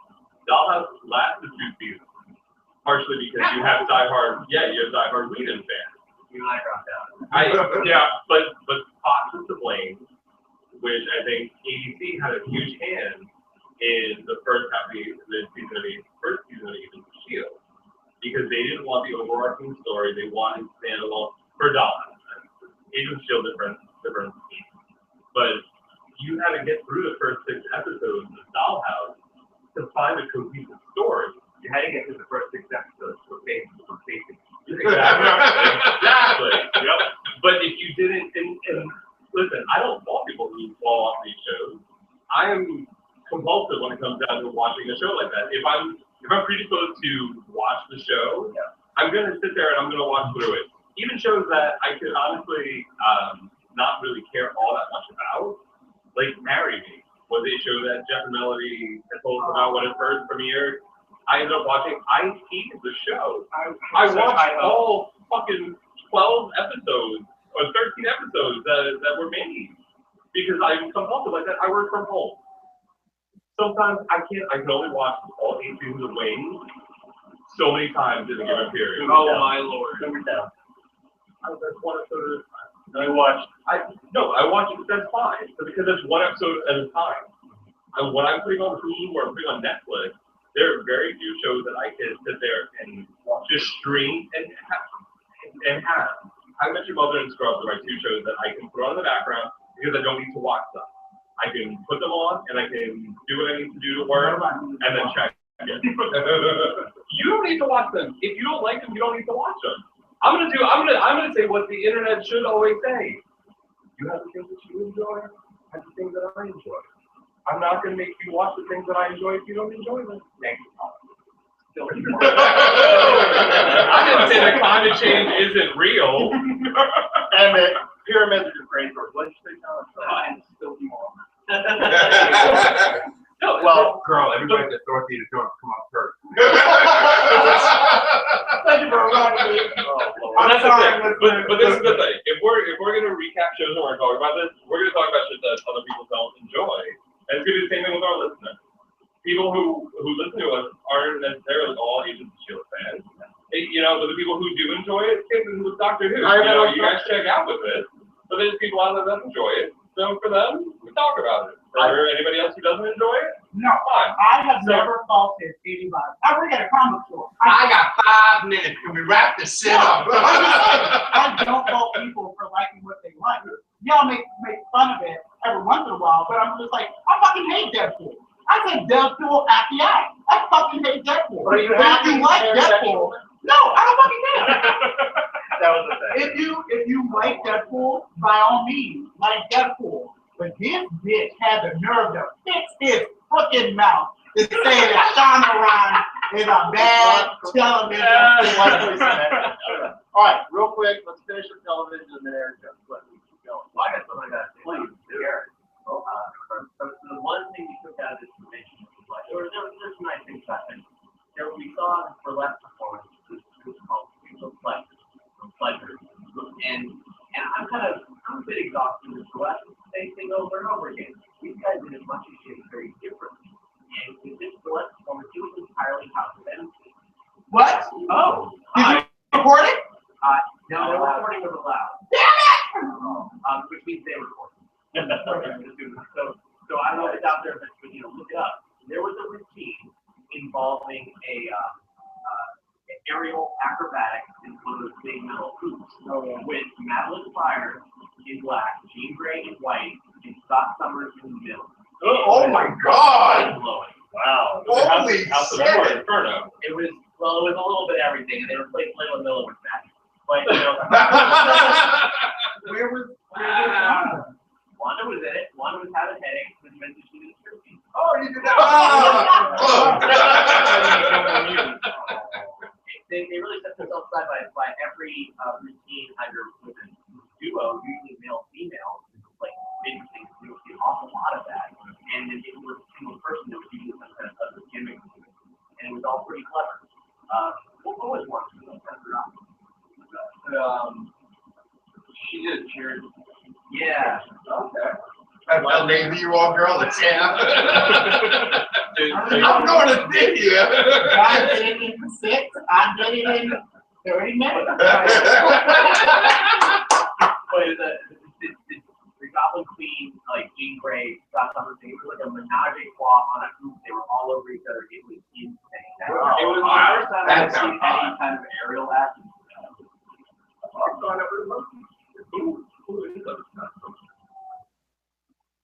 I don't know. We don't have a guy. You're Batman. I'm married to that. And I wouldn't go. I was the name of the Robin. I'm not that bird. Was there a Quicksilver and Namor, or were they? Yeah, it's like a rattle. It was creepy, but it was one of my favorites. Yeah, it could go on. There was like a lot of like knife flame slashing going on in it, and there was like blood and stuff like that. Like a house of This was Quicksilver and Mrs. Sinister, though. They weren't. Oh, yeah, that's right. I was hoping Quicksilver is their lover. No. It was definitely a little bit fucked up. Like, she got all in tied up. She, like, chained him up and it's sort of a little, like, Stockholm syndrome kind of thing. He's like, oh, man, I like this. She was sending very mixed signals there. Yeah. But eventually, like, she sliced his Achilles tendon. And he's still, like, loving it. And, like, until eventually she stabs him without even, like, getting really itchy. Sounds like last Thursday night.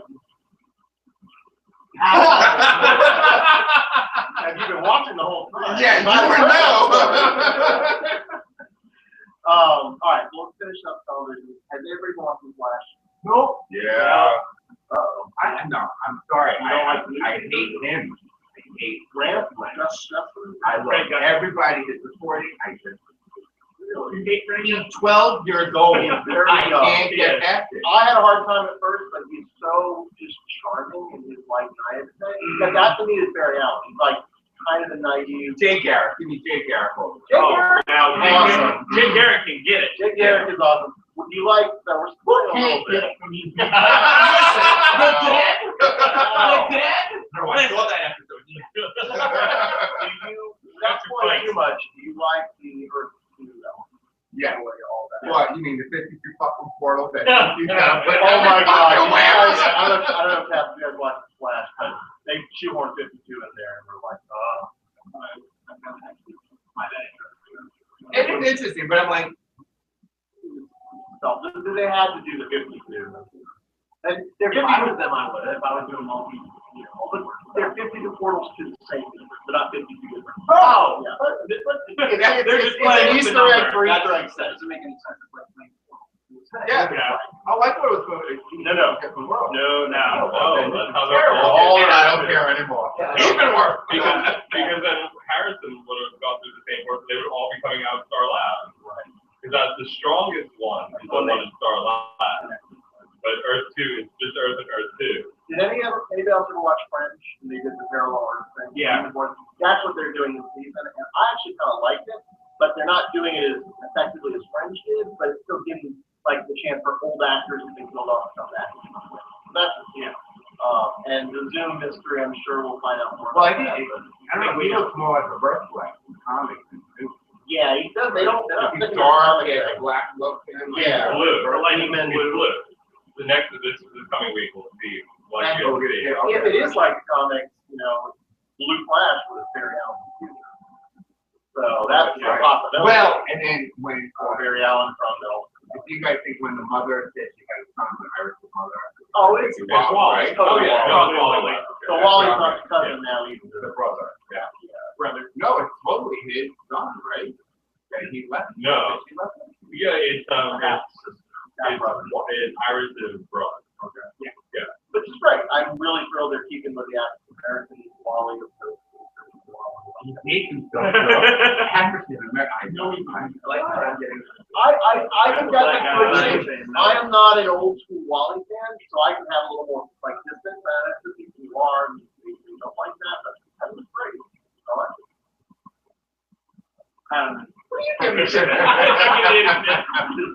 like it. I remember the Wanda routine. It was not Erlac. It was one of the singing river things. It was her, basically her and her memory of Hawkeye. Oh, no way. Did they have the closet? Do you remember that? What's in the closet? What's in the closet? So this is Pixel Pleasure. Yeah. And they're true about a hammer. Pleasure Pixel. And they're on I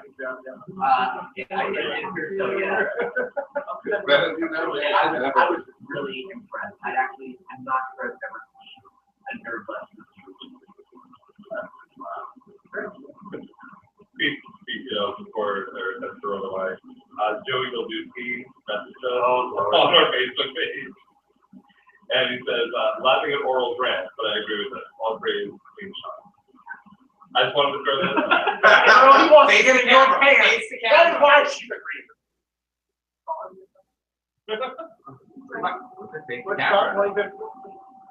And Justin Allen loves you. Oh, all right. So Eric, you're leaving us, but you will be back. If need be. Okay. Wait, hold on. It's 100th episode, so are you supposed to sacrifice yourself? So we can all. Oh, Scott! Read my mind. Logan. Stab me. X-Men 100 was where Gene Rocket was. Oh, 100 was what it is. 100 is where she said them all. And 101 is the mother time. On the moon, thank God. I don't want to play that shit. Your teleportation is right and unnecessary. It is inefficient. And I get tired, girl. I get tired. Contributing to the PW. All right. Bob here. Bye, guys. More. So, reconfigure real quick.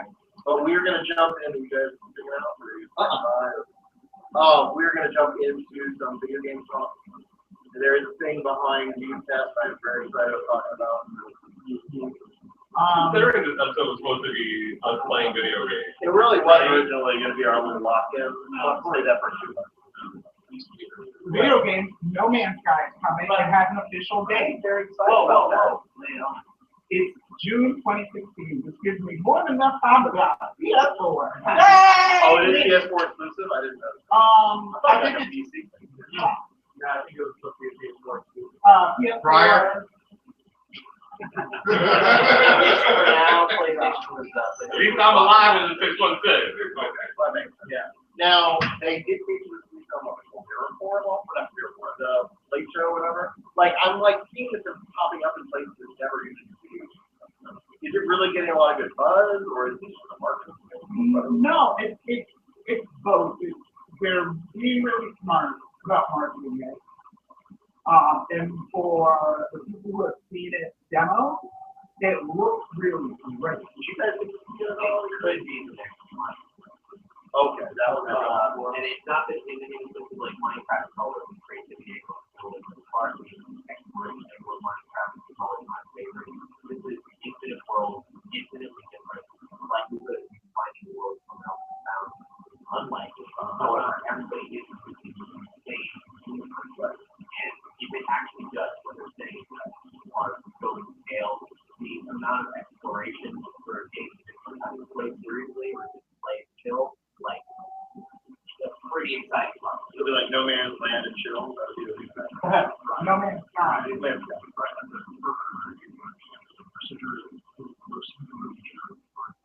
It's potentially amazing, potentially really repetitive. Right. That's where as someone who has that background, like I'm interested to see how this goes on because because we all remember. Yeah. And other games have tried it too, and it's different. Now, is there a building quality for this? Is there like a exploration, or can you actually do like Minecraft and build on? There's no sense of building, so to speak, from what we see, but it's just limitless exploration. So Okay. you can decide to explore and kind of like a Pokédex, categorize everything that you find into elements, and you then, exchange for and so it's gonna come up with something. I know, really. My brother's baby central dog, Roxy. But yeah, like there are temples to explore that have these portals.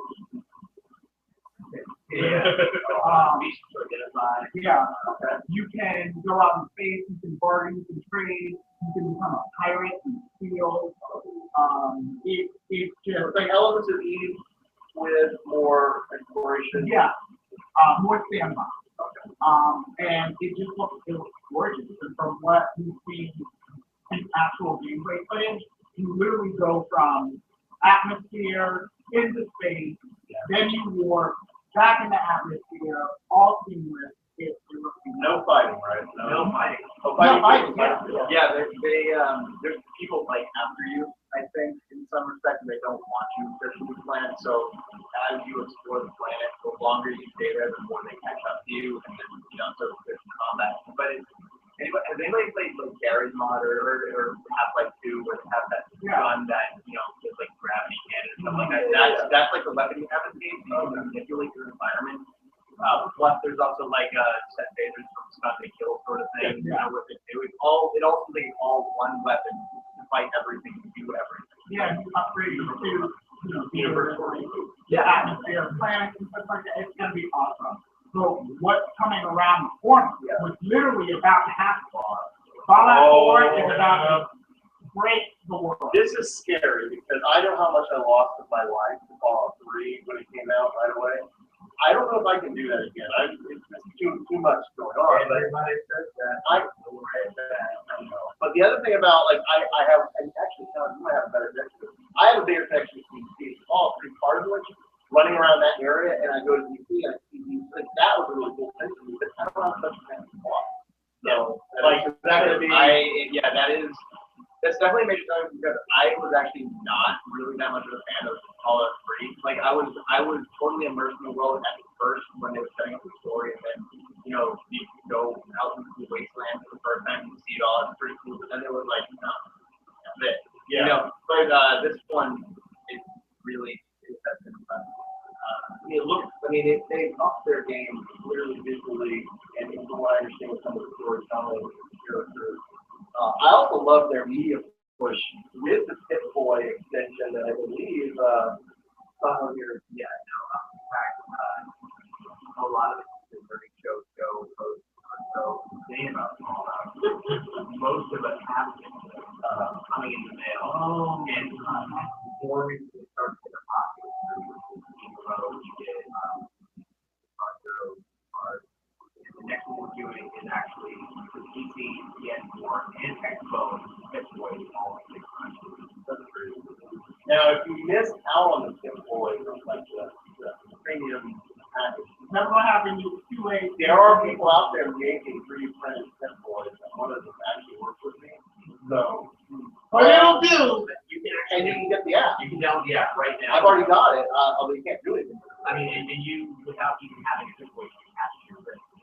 Little content computer you can attach to the game, and it actually works with the game now. That you too can have the experience, but strap it to your wrist like the jogging thing. Yeah, exactly. you need the switches and the dials.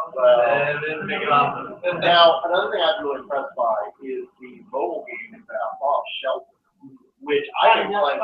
Tiny Death Star, but very well done. Like Tiny Death Star was great, and I'm so pissed with that. Yeah, that was dreadful. It's really incredible what happened there. Tiny Death Star did get because around this time they were Christmas, they had like you know, funny stuff. But Fallout is when they did a Halloween thing, which I saw. But it's a fun game. I mean, it's very easy to start casual games. Walk away from it. Play it while you do. But I mean, their marketing was like doing out there like a month and a half. It was smart. It really leveraged this big build up of interest, and I mean, already being a fall. That's coming out. I wanted to mention briefly Lego Dimensions, which I'm pointing to on camera. How many hundreds of dollars are you in? No, I want an actual number. All right, so the game itself, for any class, we got it for Wii U. Now each promo pack unlocks a world or different characters. Character only, and basically make things only. Then the extra level, what I'm excited about, we got to about the two one. That is a whole new like area of the game to unlock the DLC, but you actually get to do the whole thing into machines. It is unprecedented. So how many hundreds of dollars? I would guess. So I bought the portable one, which is a level. So that's another $30. Doctor one, and then we got Simpsons one is also a level. So it's about 90 there, and then we got about 220. We got Wonder Woman, and I forget the actual number. This game is so far notorious for having one of these solutions. Hundreds and hundreds of dollars. And I don't know that I will honestly like Jurassic Park. That's future on the fence. But Doctor Who, no.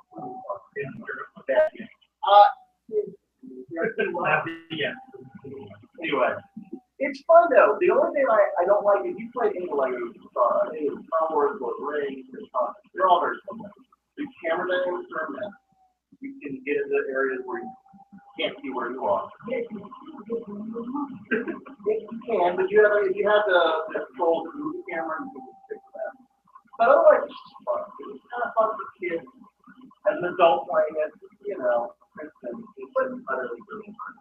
Absolutely. And I'm a Lego style. Like that's my thing. So you bring together things I love already. Love Lego. Yeah, we're just picking on with the Skylanders. Technology that they moved on to the Infinity. I mean, Skylanders was the start of the whole thing. And the fact that that was successful as a brand new property on its own, it was suddenly like, oh, Disney one, you know, and then now Legos, everybody had Legos. Star Wars, and that is the one thing. It sucks that because Disney has Infinity, we're not going to see Star Wars or Marvel, Legos. That would be, I mean, really. Will it ever end right? No, it will never end. Like the fact that the main story is Batman, Gandalf, and Wildfire Lego movie all working together, that is already a mashup mindset. I love that. I think that's what I'm thinking about these movies and multiverse. Like you can mix all these things together. One day, I'll watch one movie. I saw Wreck-It Ralph earlier this week. Oh, come on, man. It's so good. I mean, I'll get around. It's beautiful. It's you don't expect nothing actually. It's in the field. Anyway, so Dimensions is huge. Doctor Who is out. Some other ones are front of out. They're rolling these out through at least in March. I think Doc Brown is like one of the last ones. Which is funny because I believe they blend them. Right? Exactly. Well, you get Marty now, just came Doc Brown. Well, we came from the future. I also did get the Pink Slip. Sorry. Nice. That has been a lot of fun, although it is unclear to me where I'm at, and I don't know if I should follow something, or I fuck past, I have to but it is, yeah, you might not need free consulting on it, and speaking of Doc Brown, Roy voices old Big Graham. It's kind of like Dragon Slayer in a modern way. The way you play the game, it reminds me of that in terms of the graphics and the spell-based kind of thing. I not King Quest at all. Well, right? Not, but it works. It's weird. Like I would like the old school style, but they're honoring the tradition and giving it more of like a arcade. It's come a lot. Yeah, it really has. But I love the honor in the past. We know the history. We see on the wall the old game art from like 2005, or whatever. It's just like my inner like child playing. What this some of the games are thinking? I know they released a gameplay trailer for Attack on Titan. For video games. Yeah, it's the same people that did the Dynasty Warriors. Oh, yeah. Is it that kind of style of Dynasty Warriors? It's not. No. Okay. Because you just can't possibly have that. Yeah, that's new. However, it seems like each Titan that you come across is that kind of battle, just in the fact that it's going to take so long to take one down, you know. And I saw the gameplay trailer for it, and I saw the gameplay demo, it was like 8 minutes long, and it's already being tired. Yeah, because first you have to find them, and then they can ambush you. And then, because you're literally running around one of the main cities. However, the maneuver gear reminds me of Spider-Man 2. Yeah. Oh, it's like a good way. You know, the Spider-Man 2 video game where you just got to sling around and do whatever. Oh, yeah, so good. Yeah. Like, that was fun. So, did you guys see the live action? I know you did. I did not. No, I didn't either, but I've heard many things about it. We've talked about all of them on the show. Yeah, I was just saying, you covered it. I heard bad things. That's why I just like terrible like the thing. I heard terrible. They did show though that the anime is in production, right? The Fabled season 2, Which I guess in the manga caught up enough to make any season. Well, they're actually almost done with the manga. Like there's enough content from the manga to make 4 seasons. So I thought that they told us what they didn't have. So the manga is actually wrapping up. Yeah, and at this point, as far as I know, we still don't know what next goes on. Yeah. It's the lost of anime series. I was sitting there and I'm like, you know what? I finished the series. Let me just jump them off. I'm gonna read the shit out of it. And then I get essentially an entire season in like what would translate from the manga to the anime. And I'm like, oh, that's pretty good. I think that's what crack.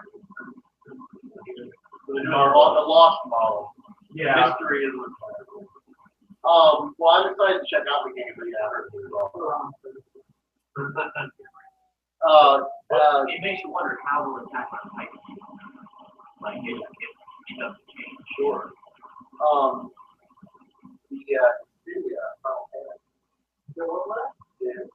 The Final Fantasy fighting game. I think that's all. I think that's done by the same people. Is it? Yeah, it's done by the same people that are doing the Attack on Titan. Okay. That though, it does not look like it's going to be a Dynasty Warriors style. It looks like it's going to be like a big kind of open fighting. Yeah, it's weird because the Dissidia games haven't really been that popular, but from the trailer that I saw, that they're making it seem like it's a much bigger thing than it really is. Yeah, because I was looking at the trailer and I was like, okay, this is interesting. Yeah, as far as I know, like yeah. I don't know how it's doing in Japan. In Japan, it could be awesome. Well, they have like actual arcade machines. I would totally try that. And I think that's the current Dissidia coming out is actually based off of the machine arcade. Yeah, so the actual arcade fighting machine. Cool. Now, with Final Fantasy, the big patch, the 3.1 patch of Final Fantasy 14 is about next week or so. Oh yeah, that game's so good. It is growing like really fast for a subscription base. It is growing really rapidly, and what I've immersed myself in it, having not played them in a while. And you know, if you are a Final Fantasy fan, it is a return to what works with the game in that online community. But most of the things they're doing, you don't have to know anything. You can do it on your own and do hard stuff. But the new content is extending the storyline stuff from Heaven's Sword, which is below the business stuff, and it is fixing a bunch of problems with that. Little like history. But again, like I really have enjoyed it as a fun fan. And as an MMO fan, hit or miss. Like, you know, any kind of group interaction I always have mixed feelings about, because usually I'm either not doing well enough to do that game, or, you know, I'm just there waiting for a queue for the story. Yeah, sit there. But those are few and far. So I'm very excited about this content.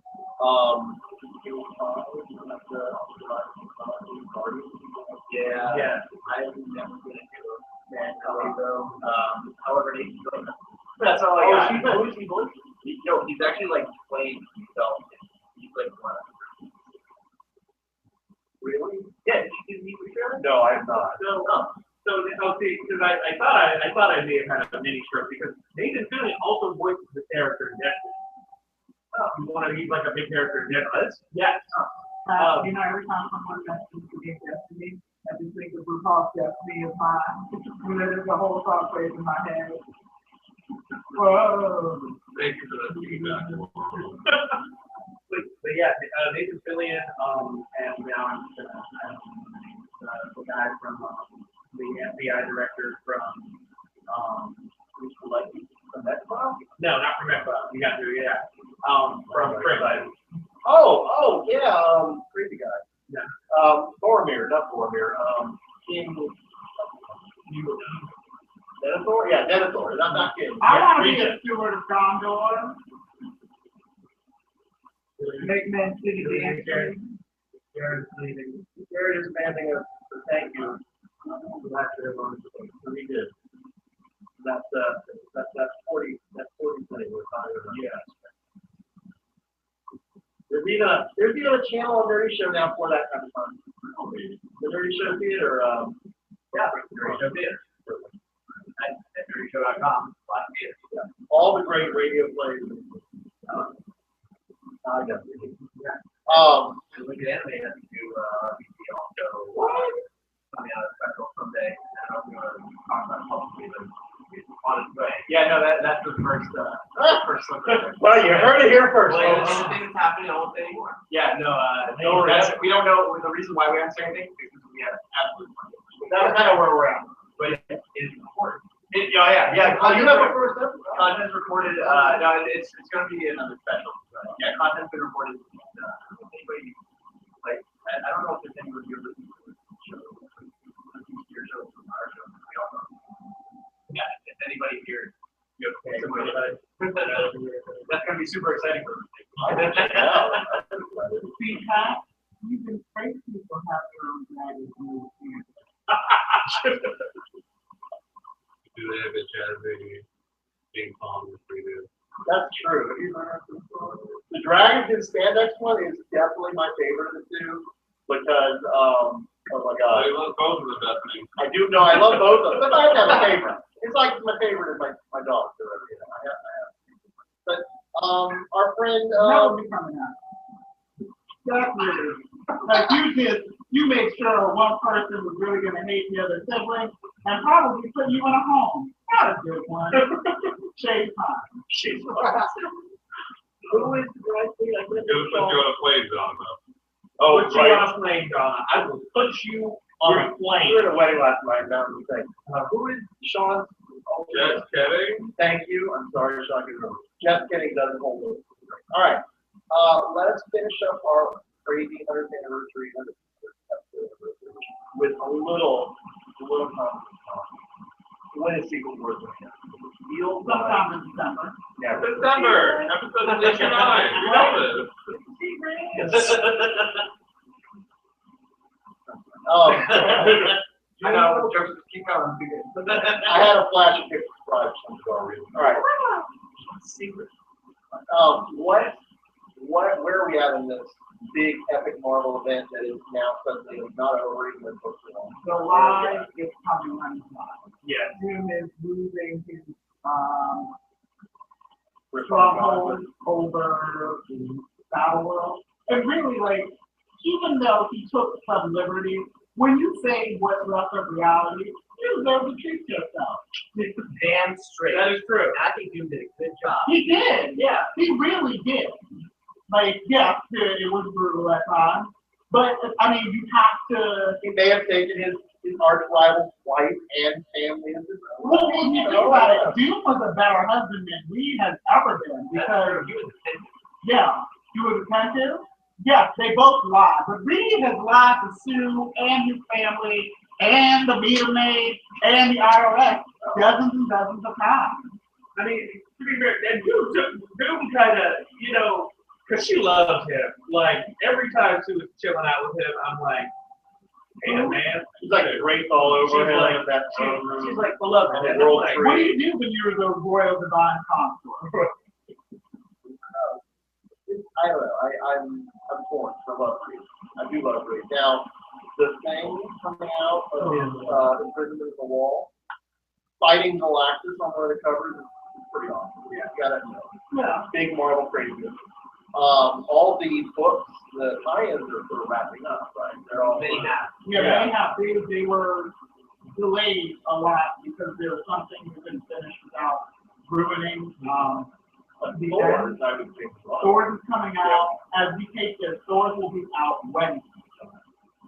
They can't wait anymore. There's just something that you can't wait on. And that's the sad part. When you look at the event overall, if you look at the pieces and not the delays, this has been a really strong event. Oh, yeah. This is easily the strongest comic event I have ever witnessed in my life. Yeah. It is going to be remembered very well. Yeah. And it's an evolution of an older idea, but in a way that almost has the bare parts of it. Okay. Now, and the other thing is, now that we're seeing these new Marvel Fast Pro, we're realizing that pretty much a lot of it doesn't matter, or at least if it matters, it's... I wouldn't say that. I think they've done a really good job at keeping the mechanics and the cogs under wraps. Yeah. So, we know, spoiler alert, if you're reading Invincible Iron Man, Doom is there. Right. And he's completely transformed. You know that Sue and Reed have been taken off the board, and so you can assume that Valeria and Franklin have been as well. But these are all things you would have instantly guessed if you really read the material and thought, I wonder how this is gonna end. Nothing's really shocking or the fabric of it. Right. Yeah. So if you're an old Marvel fan and you follow the Marvel continuity for decades, it's a lot of the same, but an evolution of that. And new people are kind of making it forward. Oh, yeah. This is exciting stuff. But one thing, like probably number one, I gotta say, my comparison to what's happening to the world, a lot of people fail, especially the one of the there was a whole preview book dedicated to all the Avengers teams, and God, if they didn't just spell out exactly why I should give a fuck, like they did, and I've been giving them a fair chance to disrupt it. The preview, the zero issue for all new Office and Avengers. I mean, it was fine. It wasn't out of this world, but we'll see. New Avengers, I do not. And it has the Maker in it, and it has Copeland and Wicked. And when you have three of my favorite characters, and I still don't give a fuck, you have this guy. Yeah, that's Ewing, right? It's Ewing, and that's the one thing I will say about this. There are some books where you look and just like, that's going to be fantastic. Extraordinary X-Men, that was a really solid beginning. Karnak, knocked it out of the park. Doctor Strange, I never doubted Jason Aaron or Chris Bachman for it. But when you look at who got some of these like flagship titles, Ewing is not. He should not have been one of them. I'm interested about his Ultimate. I want to see how that. That's the one thing that I'm looking for. You put Galactus on a team. I want to see what you do with that. I want to see what you do with it. You know what I mean? Catch that. Yeah. But the thing is, like Ewing, he's not a terrible writer. I have liked the work. Yeah, and he's not I would say right now he's not a great writer. He has to be a writer. But when you are putting out comic books, the in between is pretty much a death knell. It's pretty much a death knell. And there are lots of people who enjoy, other series that he did. But if you base it on what he's recently done, like his Mighty Avengers and like Captain America and the Mighty Avengers, those were whole books to say the least. The second one, I didn't even bother. So what did you guys think of the ending? it's strong and it reminds me a lot like Spencer is totally writing like he's distilling down what Captain America does for how many years. Not being just a patriot, but being someone true to the spirit of his America and reflecting that in his decision. Stepping away from S.H.I.E.L.D., stepping away from all the organizations, flying coach, being a man of people, challenging the government. They made him fly coach! And I love that Miss Knight and they were hanging out. I love that she is at the forefront now in the book because she's a great character and should be out there. And it's great. I agree. I wonder what happened with her in Paladin. Like they attack it right now. What's going on? That is unfortunate. Like that's been strong. What about Ultimate or Human? Again, that was interesting. Kang coming out and fighting Black Bolt. Well, that was in the zero issue. So we knew that was going to be continuing thread. Why they gave us that zero issue 9 months ago is beyond me. Great, but I gotta say, I dip in and out. I know what you mean, though. He's doing the best that he can. The Humans are really a hard stuff. they are. And I've always liked them because I like Perky and Gear. But like, I mean, the last thing Crystal did of note was Realm of Kings. These refugees need fresh water and clean air. So she cleaned the air and made them all water. And that was it. She's still a Roman with that, though. No, they have split up, and she's going to be leading the team. So Inhuman is going to be Crystal's book. King Inhuman is the book with both Black Bolt and Medusa and all the other Inhumans and Johnny Storm. And it's the whole smorgasbord and stuff. Now, what about, we talked about Exodus 600 finally came out. So did Bobby Drake. And thank you. Both Bobbies are now out. It's like, No, I'm not aware of it. well, you know who Bobby Drake is? I do. So young, Jean Grey out of him. Jean Grey from the past, like out of him.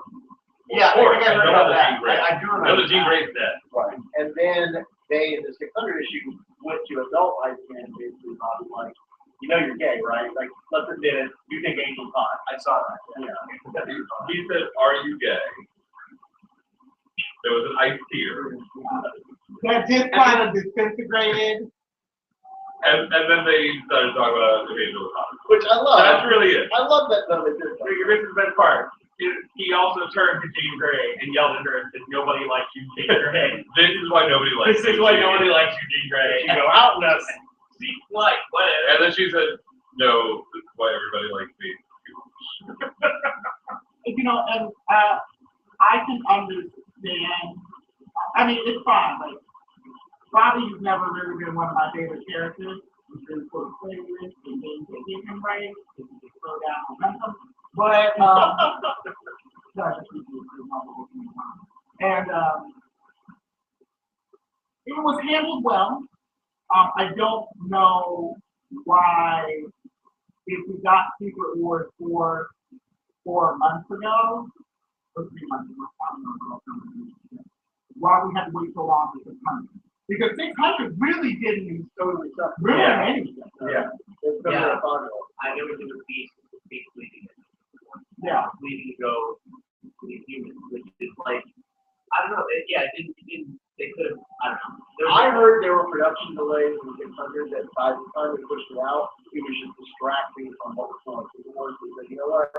Push it out to the release. Which honestly, you said you enjoyed what we were on. I didn't. I actually was kind of like, Well, I I've already showed you the seat. That's why. No. I'm glad it's doing well, and that's great. Lemire to me works best in his own space, his own thing. All of the things I like in his are his own characters within himself. Every time he writes a major book. Did you not read Animal Man? I didn't. Well, that was okay. I'll give you that. Animal Man was okay. But when he did the Justice League United stuff, and yeah, Until it came back, and I was reading it by then. Yeah, you know, the Super Bowl was pretty good. So I'll read it. But I don't know, it's hit or miss to me, and I that person, I'll read it. I mean, Pat That's loves the thing. It's gonna be a story that we've seen already with the legacy novel. Not necessarily the or no more people. Well, no, well, you could be on top. You could be on top. It's your legacy virus 2.0. But it'll be interesting to see what they do with it and what the end game is. I'm not going to cast judgment on the one. I didn't love it. I didn't hate it. But I want to see what they're going to do with it because you can either play this really well or you can just slap everybody in the face. Everybody's already expecting the slap in the face because everybody and their mom online wants to be like, oh, well, see, now they just want to get rid of the X-Men. Right. But there's so many X titles coming out. Oh, of course. Well, but that's the thing. And it's not like the Fantastic They're Four. turning into the skid, they're not turning away. They're making more of this flexibility. You know, you're talking about Fantastic Four, what that wasn't selling well versus the X titles, which, granted, not every X title sells well. I love X Factor because it's really, you know, I think held its weight there. The two X Force books, the Hopeless one was better than the Humphreys one. Oh, yeah. And Spurrier one. But still, I mean, so not every X book is going to do amazing, but they're selling. You know, but you got, you know, your core X titles sell well. They're not going to turn around and just go, well, you know what, fuck this, we're just going to get rid of it all. You're going to have something that's going to come out of it. Hopefully, what will end up happening is they'll bridge the gap versus set them off fight. Yeah. Which they have not explained the X-Haven thing, but they do tie it into Guardians of the Galaxy, like from the 90s, where X-Haven was like another planet.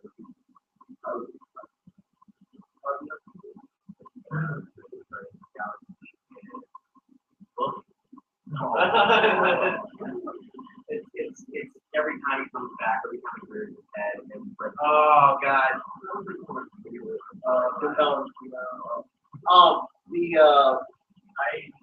I gotta talk about my boy Peter Parker and his somehow transformation into Steve Jobs 2.0, and that The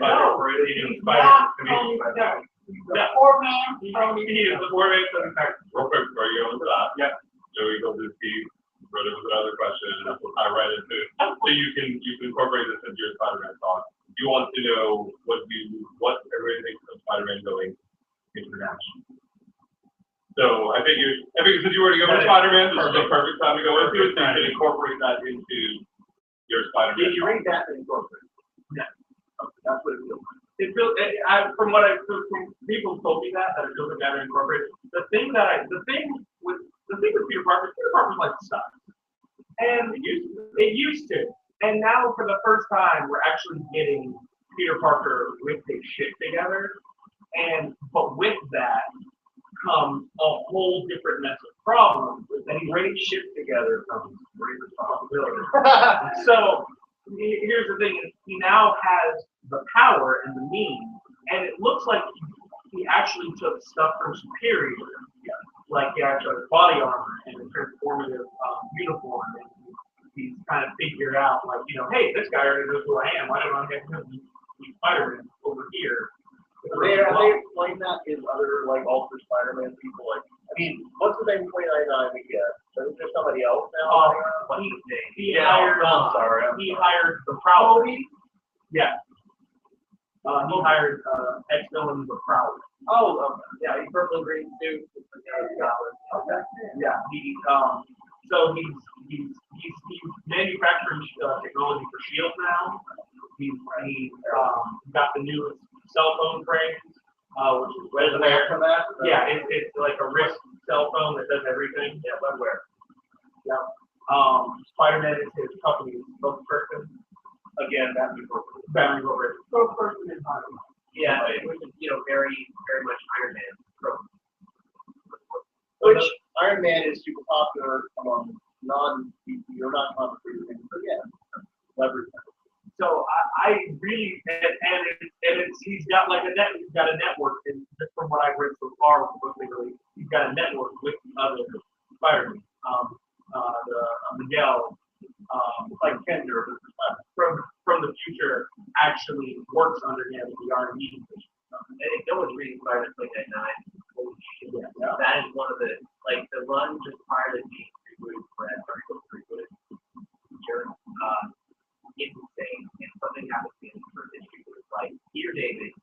no comic book author has ever written as long and awesome as you. That man, so many people from his generation of comic authors who get stuck horribly now. They cannot tell new stories. And that man is a fucking treasure. Because that first issue, horrible, incredible, unexpected thing happened. And it just, Yeah, I was like, oh, okay, well, I can do it. Oh, no, there it is. Nice. I mean, I really like Peter David's work. What I found funny when we interviewed him for Fairs, like, we were like, oh, so you set this up, here's the book. Like, not really. I just kind of went back and I said, well, let's do this, let's take that. Which shows to me, you throw him into any situation, I don't care if he wrote it before or not, that man will write good stuff. He's that talented of stuff. if he doesn't go down as like among the great comic authors of all time. And just general authors, I mean, multi novels, you know. I actually just picked up some traditional wordy words. Yeah. Pictures and it's really nice.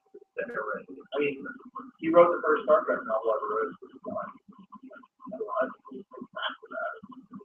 Maybe storyline, it wasn't the show. Vision, real quick, one thing about that, because Tom Taylor, Tom King. Don't blame Tom Taylor for that. No, I'm not blaming it. I think it's great. I love it. This is the kind of book that Marvel is taking a chance on and doing something that is very unique and different. And I want to know where's Vision's other family? oh, I know. They ended the goddamn other book where he had a fucking family on the goddamn planet. Yeah. And then this family shows up? Yeah, remember his thing. But it's like the style, like the narration, and it's sort of like, you know, Asperger's-y, kind of like no emotion, sort of talking. Okay. It's Vision as a White House Avengers liaison, yeah. He's living in the DC suburbs. He's living in fucking Arlington, Virginia. Yep. And has apparently, in the narration is to be believed, created a wife, son, and daughter for himself. Twin. Yeah, Twin. twin. Fraternal. In this bizarre, destined to fail, and already played has experiment. I don't know what the hell is going on. And by the last 2 pages, it goes so far off the rails. Because who came back from the dead? Oh. He's dead. He's a goddamn horseman of So apocalypse. that was odd, but yeah. I kind of And then he's back. I let that go. Well, Wonder Man's People brother. are. Grim Reaper. I wanted Wonder Man. Grim Reaper to stay dead very much. I'm walking around and he's a shitty character. Well, Grim Reaper is back, but then on top of it, they also talk about the fact that somebody's brain patterns are based off of Wonder Man. Yeah. So somewhere in that whole production, Vision's family is based off of Wonder Man. And Ultron is also, I think, Is that who his were? Okay. Yeah, I knew Vision Scarlet Witch from Avengers West Coast, and then picking up some of the bits and pieces apparently after they were no longer together, and she killed everybody. Vision for me, I get the comic. I think it's interesting. I don't think it's gonna work. Like, it just doesn't seem like a book that can hold the attention of not just the masses, but the niche people who want. No, it is a very odd book from Marvel. I don't think No, so. I didn't. It's not listed as. I don't know how they can do It's like Image where they don't necessarily tell you from the experience. They're gonna let it go for a little while and just, you know. I was gonna say 6, 12 tops. I think I enjoyed the book overall. Art was like also I've never seen this stuff before. It's awesome. It's really non-Marvel. Like, that's the good thing about Marvel and DC doing something else too. It's a house style. They're not enforcing this awful like cartoony or awful like photorealistic. Like they're just letting the artists tell their own thing. House style. Yeah. So I'm so happy to see that. And you know, I'm not a big fan of Vision, but obviously if they're saying, well, you know, after Ultron, you know, coming out, he's gonna be a character people are gonna probably grab. Well, there's characters that are banking a lot on. They're figuring he's more than likely going to be the warlock of Infinity War. Because they're probably going to put him out in space. He's going to probably be part of Guardians of the Galaxy. Because then that he's going to eventually have to cross paths with Thanos. Yeah. He's going to have to get a silver set of his head at some point. I like Vision. I don't dislike Vision. I'm married. But I like the plan she gave the Vision that or no, it was the base. That was the plan, right? The base was from the Silver Surfer. That was kind of cool. But like nice little continuity that they brought in. The plan from Malcolm Midor. Yeah. The narration was odd. It really was very stilted, non-emotional. Yeah, but at the same point, like talking about the neighbors that came over and then what's going to happen to them, it was interesting. I'm curious to see where it goes, but I definitely don't see it being something that. A dark turn with that. The neighbors who came over and they will die 9 pages from the end of the story. Well, by the end of the story, somebody will kill them. And it just says somebody will kill them. The husband's last thought will be that, he's glad that he spent his time with his wife. The wife's last thought will be, why was the base of the water base or whatever empty? It reminds me of like that story called you saw the Green Days or something where the omniscient narrator, future omniscient sort of has these reflections. It sounds like Hitchhiker's Guide to the Galaxy. A little bit, yes, and it has that vibe. So I honestly have no idea what to take this book, but I didn't outright enjoy it. I know it made me very uncomfortable, and that is probably a good thing because that doesn't often happen. And I'm curious to see where it goes, and I really hope the mini series but it did remind me a lot of the very early 2000s kind of art house short stories that Marvel was publishing with us. Oh wow! Like there was some weird stuff they did back then where even with incredible stuff Texas, they look at Texas actor filmmaking was 4 years long, really weird argument standalone and it feels like that, which I always liked. You didn't know the fact that it's public and but I mean, if other big books keep up the sales numbers that they let these go, like they'll do that. Why not these books be like, why is this reading? I have a funny feeling though that if it's going to be a book that's going to stick around, it's going to drop this price. Oh, yeah. This is going to be the initial here's this weird thing that we're doing, and then it's going to kind of realign itself into something a little bit more superhero-ish, or something is going to happen within this arc that's going to make it a little more in line with what the books are. Or it takes like the Hawkeye approach and people either just gravitate to it and they get it. No one thought it would happen with Hawkeye. Well, by the first issue, you knew, oh wow, we got something different in this. With this, you're like, I've heard several noble endeavor. Other There's a difference between whole phenomenon and noble endeavor. Well, we'll see how it plays out. What other is it? Karnak. Oh, Karnak. Yeah, Great. Double Trade. Karnak is an Indian, has a lot of characteristics. He's everyone and everything, his squad and the income. I like that superiority that comes with it. More else. Well, yeah. Like if you read the blog, and like I said, this man's got the same. He's bizarre, he's very smart, really self-aware, and really, really modern. Yeah. So and Boswell, like, he's an older artist. He's done a lot of stuff over the years. Style has been fairly consistent, but it really has adapted well. So we got another question. Yeah, Joey's back with more.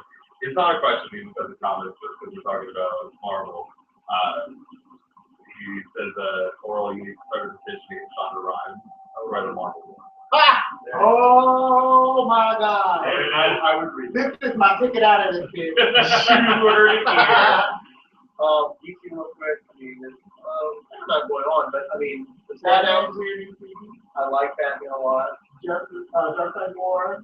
That's actually been really exciting. Except the time. for the single. Yeah. Batman single, amazing. It was super good. Oh, yeah. It might be one of the most bold singles you Batman stories in I heard it because really messed he up. doesn't get out of the chair. No. No, it's not even that.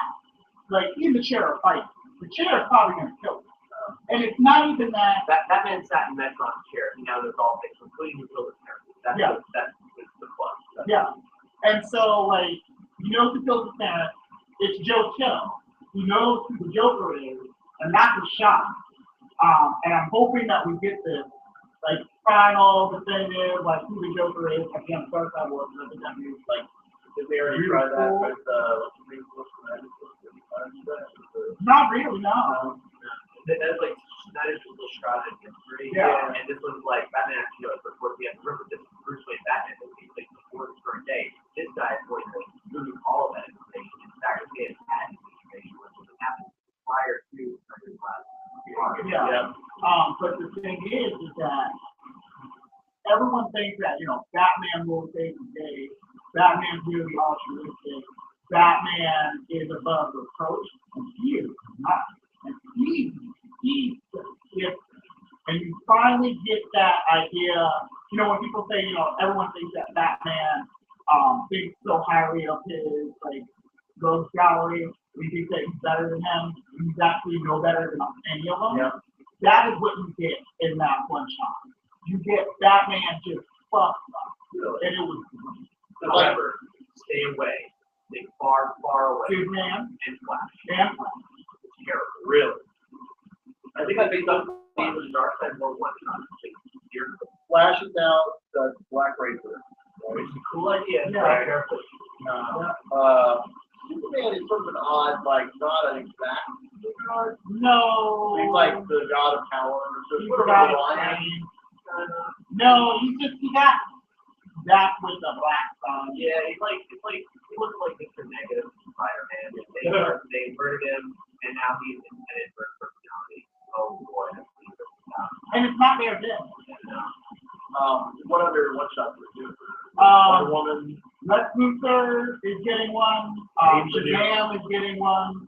He has the powers of the new god, not the old god. This is mentioned in the premise. There's like another one.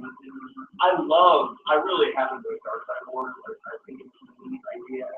It's just one of the things with DC that, like, I like when they do it, but I kind of feel like now there's nothing you can't do it. But only if you let. Like, you don't have to. Oh yeah, I don't care about that at all. I agree with it. Yeah, I work. Constantine, Midnighter, solo books, doing their own thing. Yeah. They're pretty good. Both the gay writers, Tinian and Steve Orlando, wrote up at your Comic Con. They did the first Turns Out panel. And, like, I'm thrilled that they are doing such great work as outriders talking about, you know, bringing to their own, you know, personal, great story to tell about Batman and Robin. It's fine. I finally did a decent story.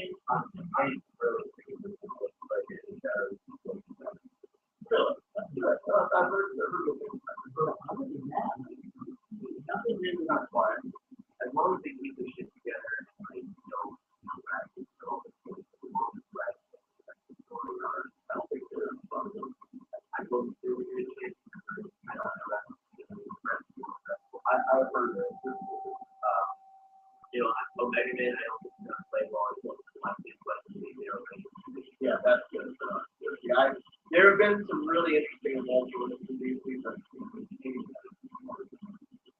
Image, real quick, favorite new image go around here. Or Come back. Come back. DJ, or any non-Marvel. I picked up Law, Which Yeah. Oh, that is it. Okay, so I picked up number 1 Applause, and holy crap, I actually really like it. I picked it up mainly because I was like, oh, he's very correct. And then I actually read it, and I was like, oh, I made a very good decision picking this book up. It's kind of like the story of the brutal story of Father Christmas. oh, that's the Morphin. Grant Morrison. Yeah. That came out. And Hans Morrison story last week came out. Yep. Then, you know, my thing was, That's very good. my thing was, like, I was reading them like, Grant Morrison, you talking about reading his story, you can rein it in. I really turn the page, flat page, mother. It's fine. It'll be fine. Did the happy blue horse show up? Not yet. Not yet, but something just as bizarre. Oh, good. No, that's what's up right there. Get rid of it. Catholic tradition. Maybe, yeah, I'm not really say broad. Only because I'm not sure what's do you guys follow Wild Things at all? I heard that they do like a next story of the movie we want to do. Yeah, Wild Things basically ended the road back up before the world. Written by Dan Abnett. It's fucking phenomenal. And I heard there's some metasexual stuff with the two writers. oh yeah. I thought it was a single story, but there's a whole line that started a couple months ago, and it's really good. Basically, it's the aftermath of what happened with a small town of talking out people in England met with these strange and African aliens and moved out from one province. And now that story ended. Now the government's there.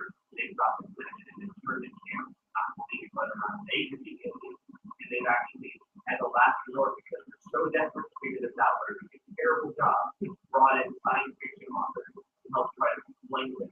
One of whom, this is my favorite, one of whom is successful and has been roasted by his ex-wife, the main character from the prior book. And she hates it. She hates the schlock that gives her money. And so now all of a sudden her ex-husband showed up. She's like, they brought in you? I fucking wrote those books. Like, Yeah, I've heard some really interesting things about that. And just the idea of merging those two things is really cool. yeah, sure. Actually, I have the next two right with you. Tyson has some diesel. Okay. It's from Boombox. Yeah, it's phenomenal. The artwork is amazing. For anybody who doesn't know Tyson, he did a web of boxer hockey. And I actually wasn't due up on that one. I just recently started discovering art. And like a week before this comic came out, and the art is just absolutely phenomenal. It's a four-issue miniseries about this girl who is on a airship. It's like a steampunk world. So she's on this airship, and she is the rightful heiress to it after her father died, but she can't get in until she's 18. And she's just a mechanic in the shop, and she runs around and acts like it's her ship, but not yet. And so some weird stuff happens. That's basically the first issue. It's super interesting. The art is just amazing. The way that the panels can convey a story. Like I love it whenever a comic conveys sort of out of speed bubbles. Right. And that's one of the things that they do, especially in this. And the facial expression that they draw is just utterly amazing. I'm totally on board with anything like that.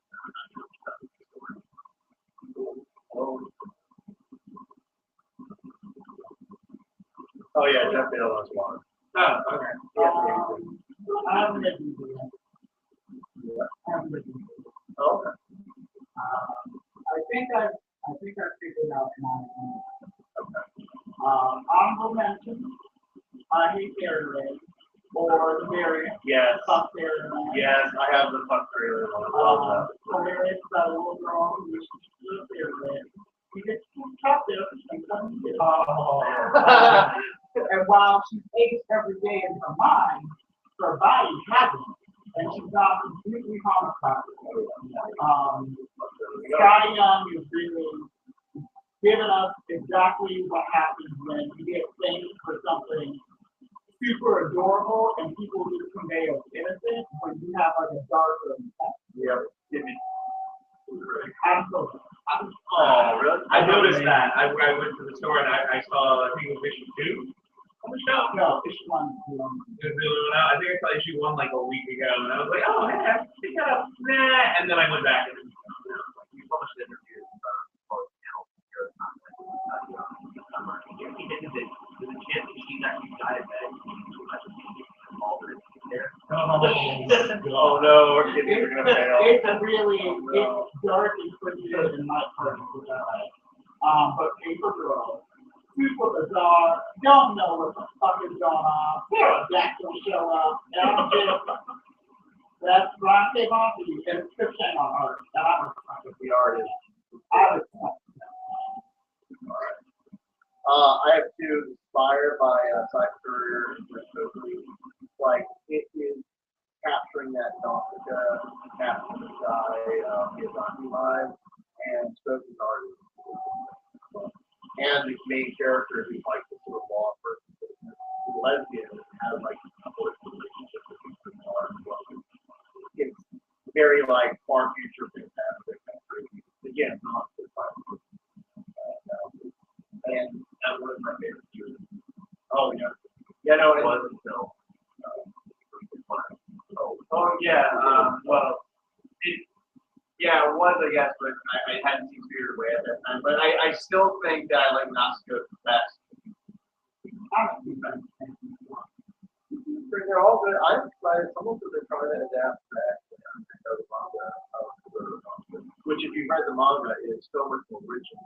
Like, there's more things happening than just the movie. I would love it.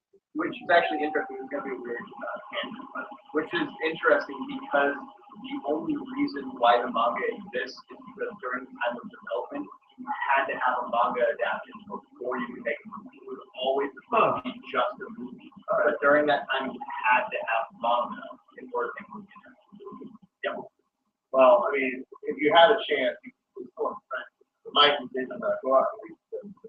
It's truly documented. And they're all good different. But if you just want to just fill that storytelling and stuff like that, hold on. And I think look at that one. By I know there's Sean Murphy and No, you think you're Tokyo Ghoul. The anime, you're right. That my favorite, and at store at College Chapel, we all go support.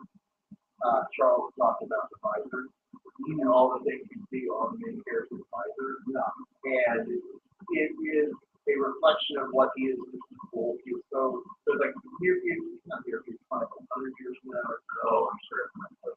Yeah, you have a there was a girlfriend, but they're like they're sort of free agents, sort of judgment reddish. Yeah. No, that's not a free agent now. Well, they work for a company, but they're like independent law enforcement. For company. It's the kill scenario for America. Right? Corporations and every people are dumb, they're poor, they're addicted to the internet and publicly available drugs. The whole world is pretty much ruined, and we only know the Okay. Yeah, that's like idiocracy. But no, I love the art. Sean Murphy art is amazing, and the main character is really more fun than the girlfriend. Yeah, and it's just remarkable storytelling, world building. In one issue, you're already the world is actually, and it just gives me look at a relationship in this bizarre world. And yeah, all the other especially oh, he's watching porn. Oh, he's watching a game show. He's watching something else. Other weird, a lot of ads. And lots of ads. One more one which I couldn't tell. There's no one got to turn on the star. So good.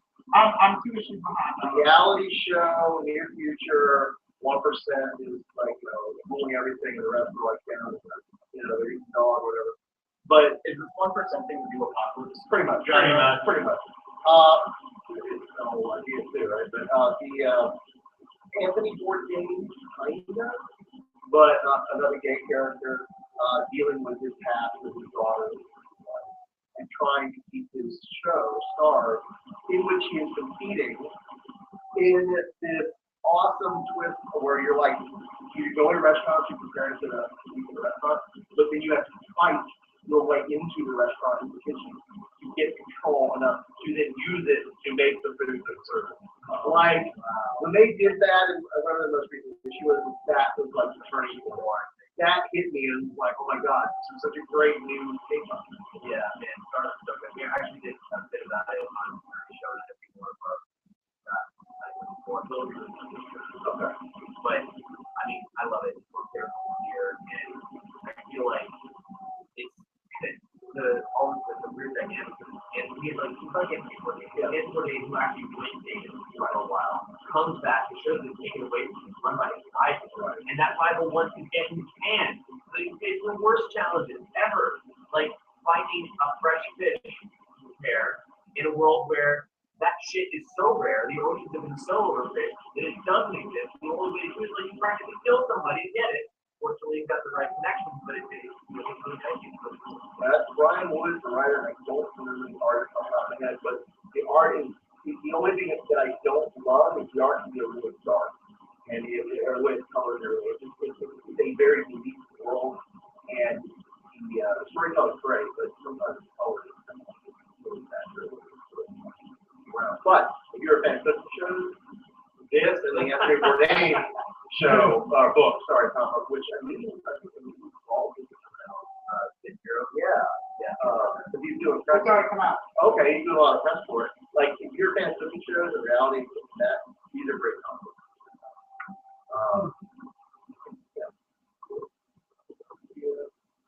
Yeah, mentioned or was done almost as a response to him not just being the little Canary from her artist. Dan Parrott, who pretty much is known for his Archie work, and Fernando Ruiz. That I know of. That's still hopeful. When this show goes live, aside from obviously we keep it streaming now,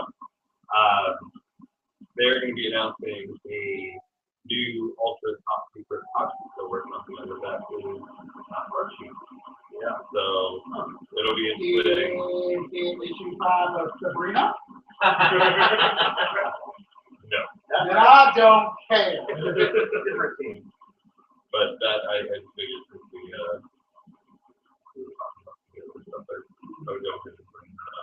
oh, and by the way, Joey chimed in again with an addendum to his last comment about Shonda Rhimes writing a Marvel book. That or she could do it after the maybe that would bridge the gap. You would watch that. You know, Shonda Rhimes is a miracle. But if Helen Keller was blind, deaf, and had no limbs, what the fuck are you supposed to do? She's still communicating. Wow, it ruined my joke. It was a read, it was a solid read, and you ruined it. Obviously, it wasn't a solid read if I was able to poke over it right away. There wasn't no, you didn't poke holes in it. The library I said is now. if Helen Keller had no limbs, I equated it to Agents of S.H.I.E.L.D., which is shitty.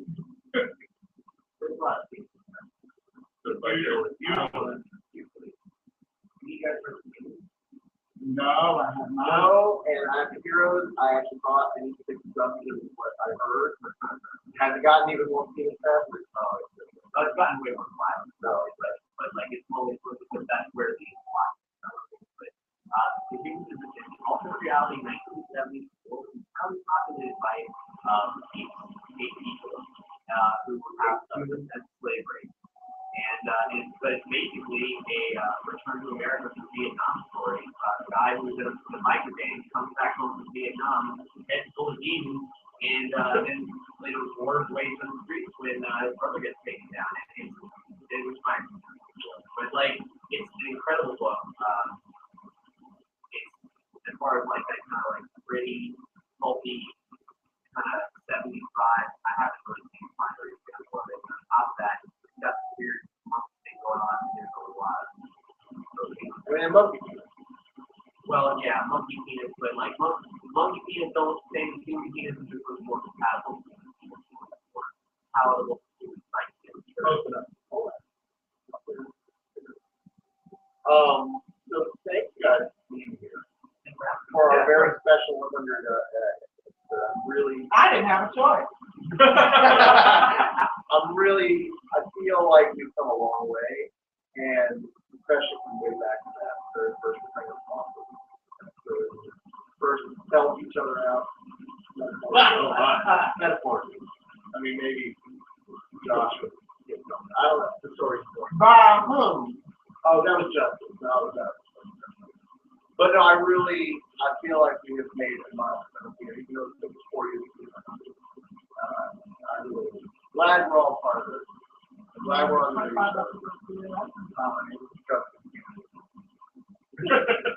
What are you talking about? The first 2 years, you guys did like 8 episodes. No, we were a lot The bulk of it slower. has been in the last 2 years. Yeah, we did accelerate with that. You're welcome. I appreciate all of our work with y'all, especially Matt, because he has to do a lot of crap after the past. It's been so much patience.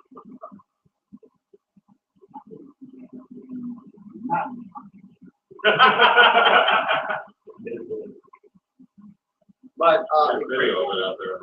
oh Lord, don't even go. Are we? Oh, the video.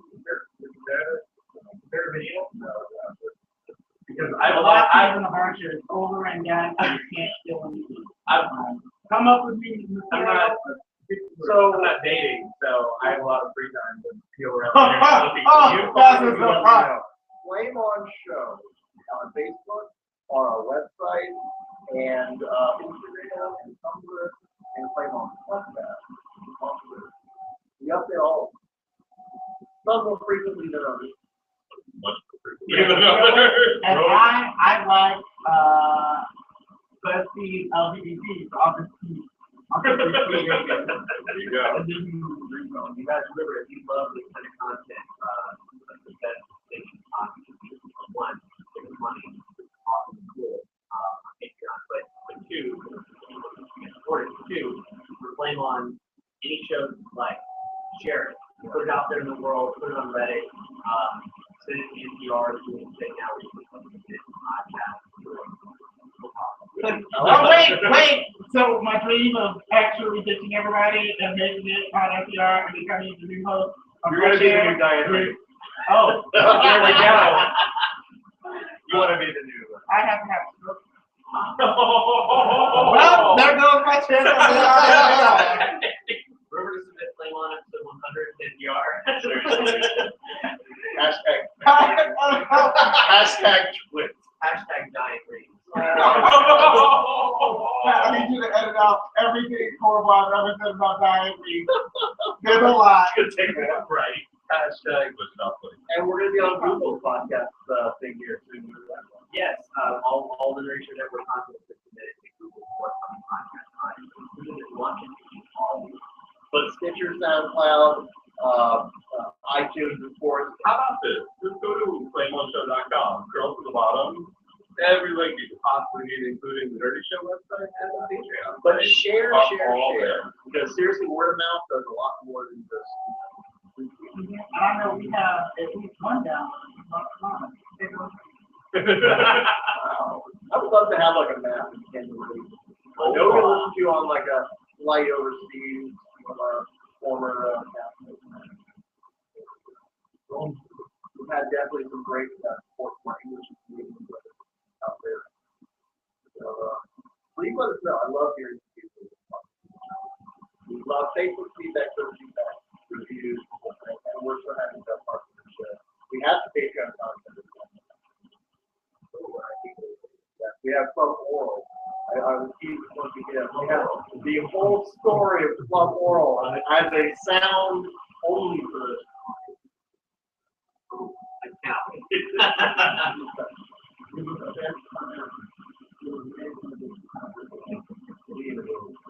But thank you for listening. Thank you for putting on our live stream. We'll probably do this another 100 dollars. I promise to be center. We get about 4 years.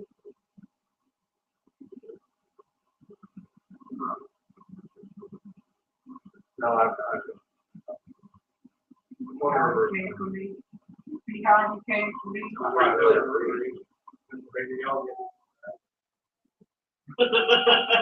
And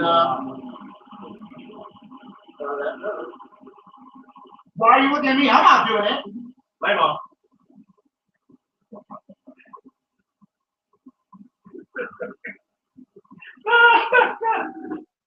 How long do you go? Oh wow, that's way shorter than I thought. Not because it felt long, but because it felt big. It was big. well, that was pretty clean though, is the thing. Like we don't stop them for a lot unless the bad That's all people say things. How to edit it down to like Oh no. Turn that. do it how it is. Going at 2:17, 27. Like I thought the opening was like good. Thanks for watching. Oh, there would be Video game. oh, I was calling this to be a party. I'm now sweltering. there's This donuts. is still on. Nobody offered me donuts. The donuts fucking got passed around to this I side. know. I used to. They get My back. arm is right over here, just getting really upset about this. Here. Boom.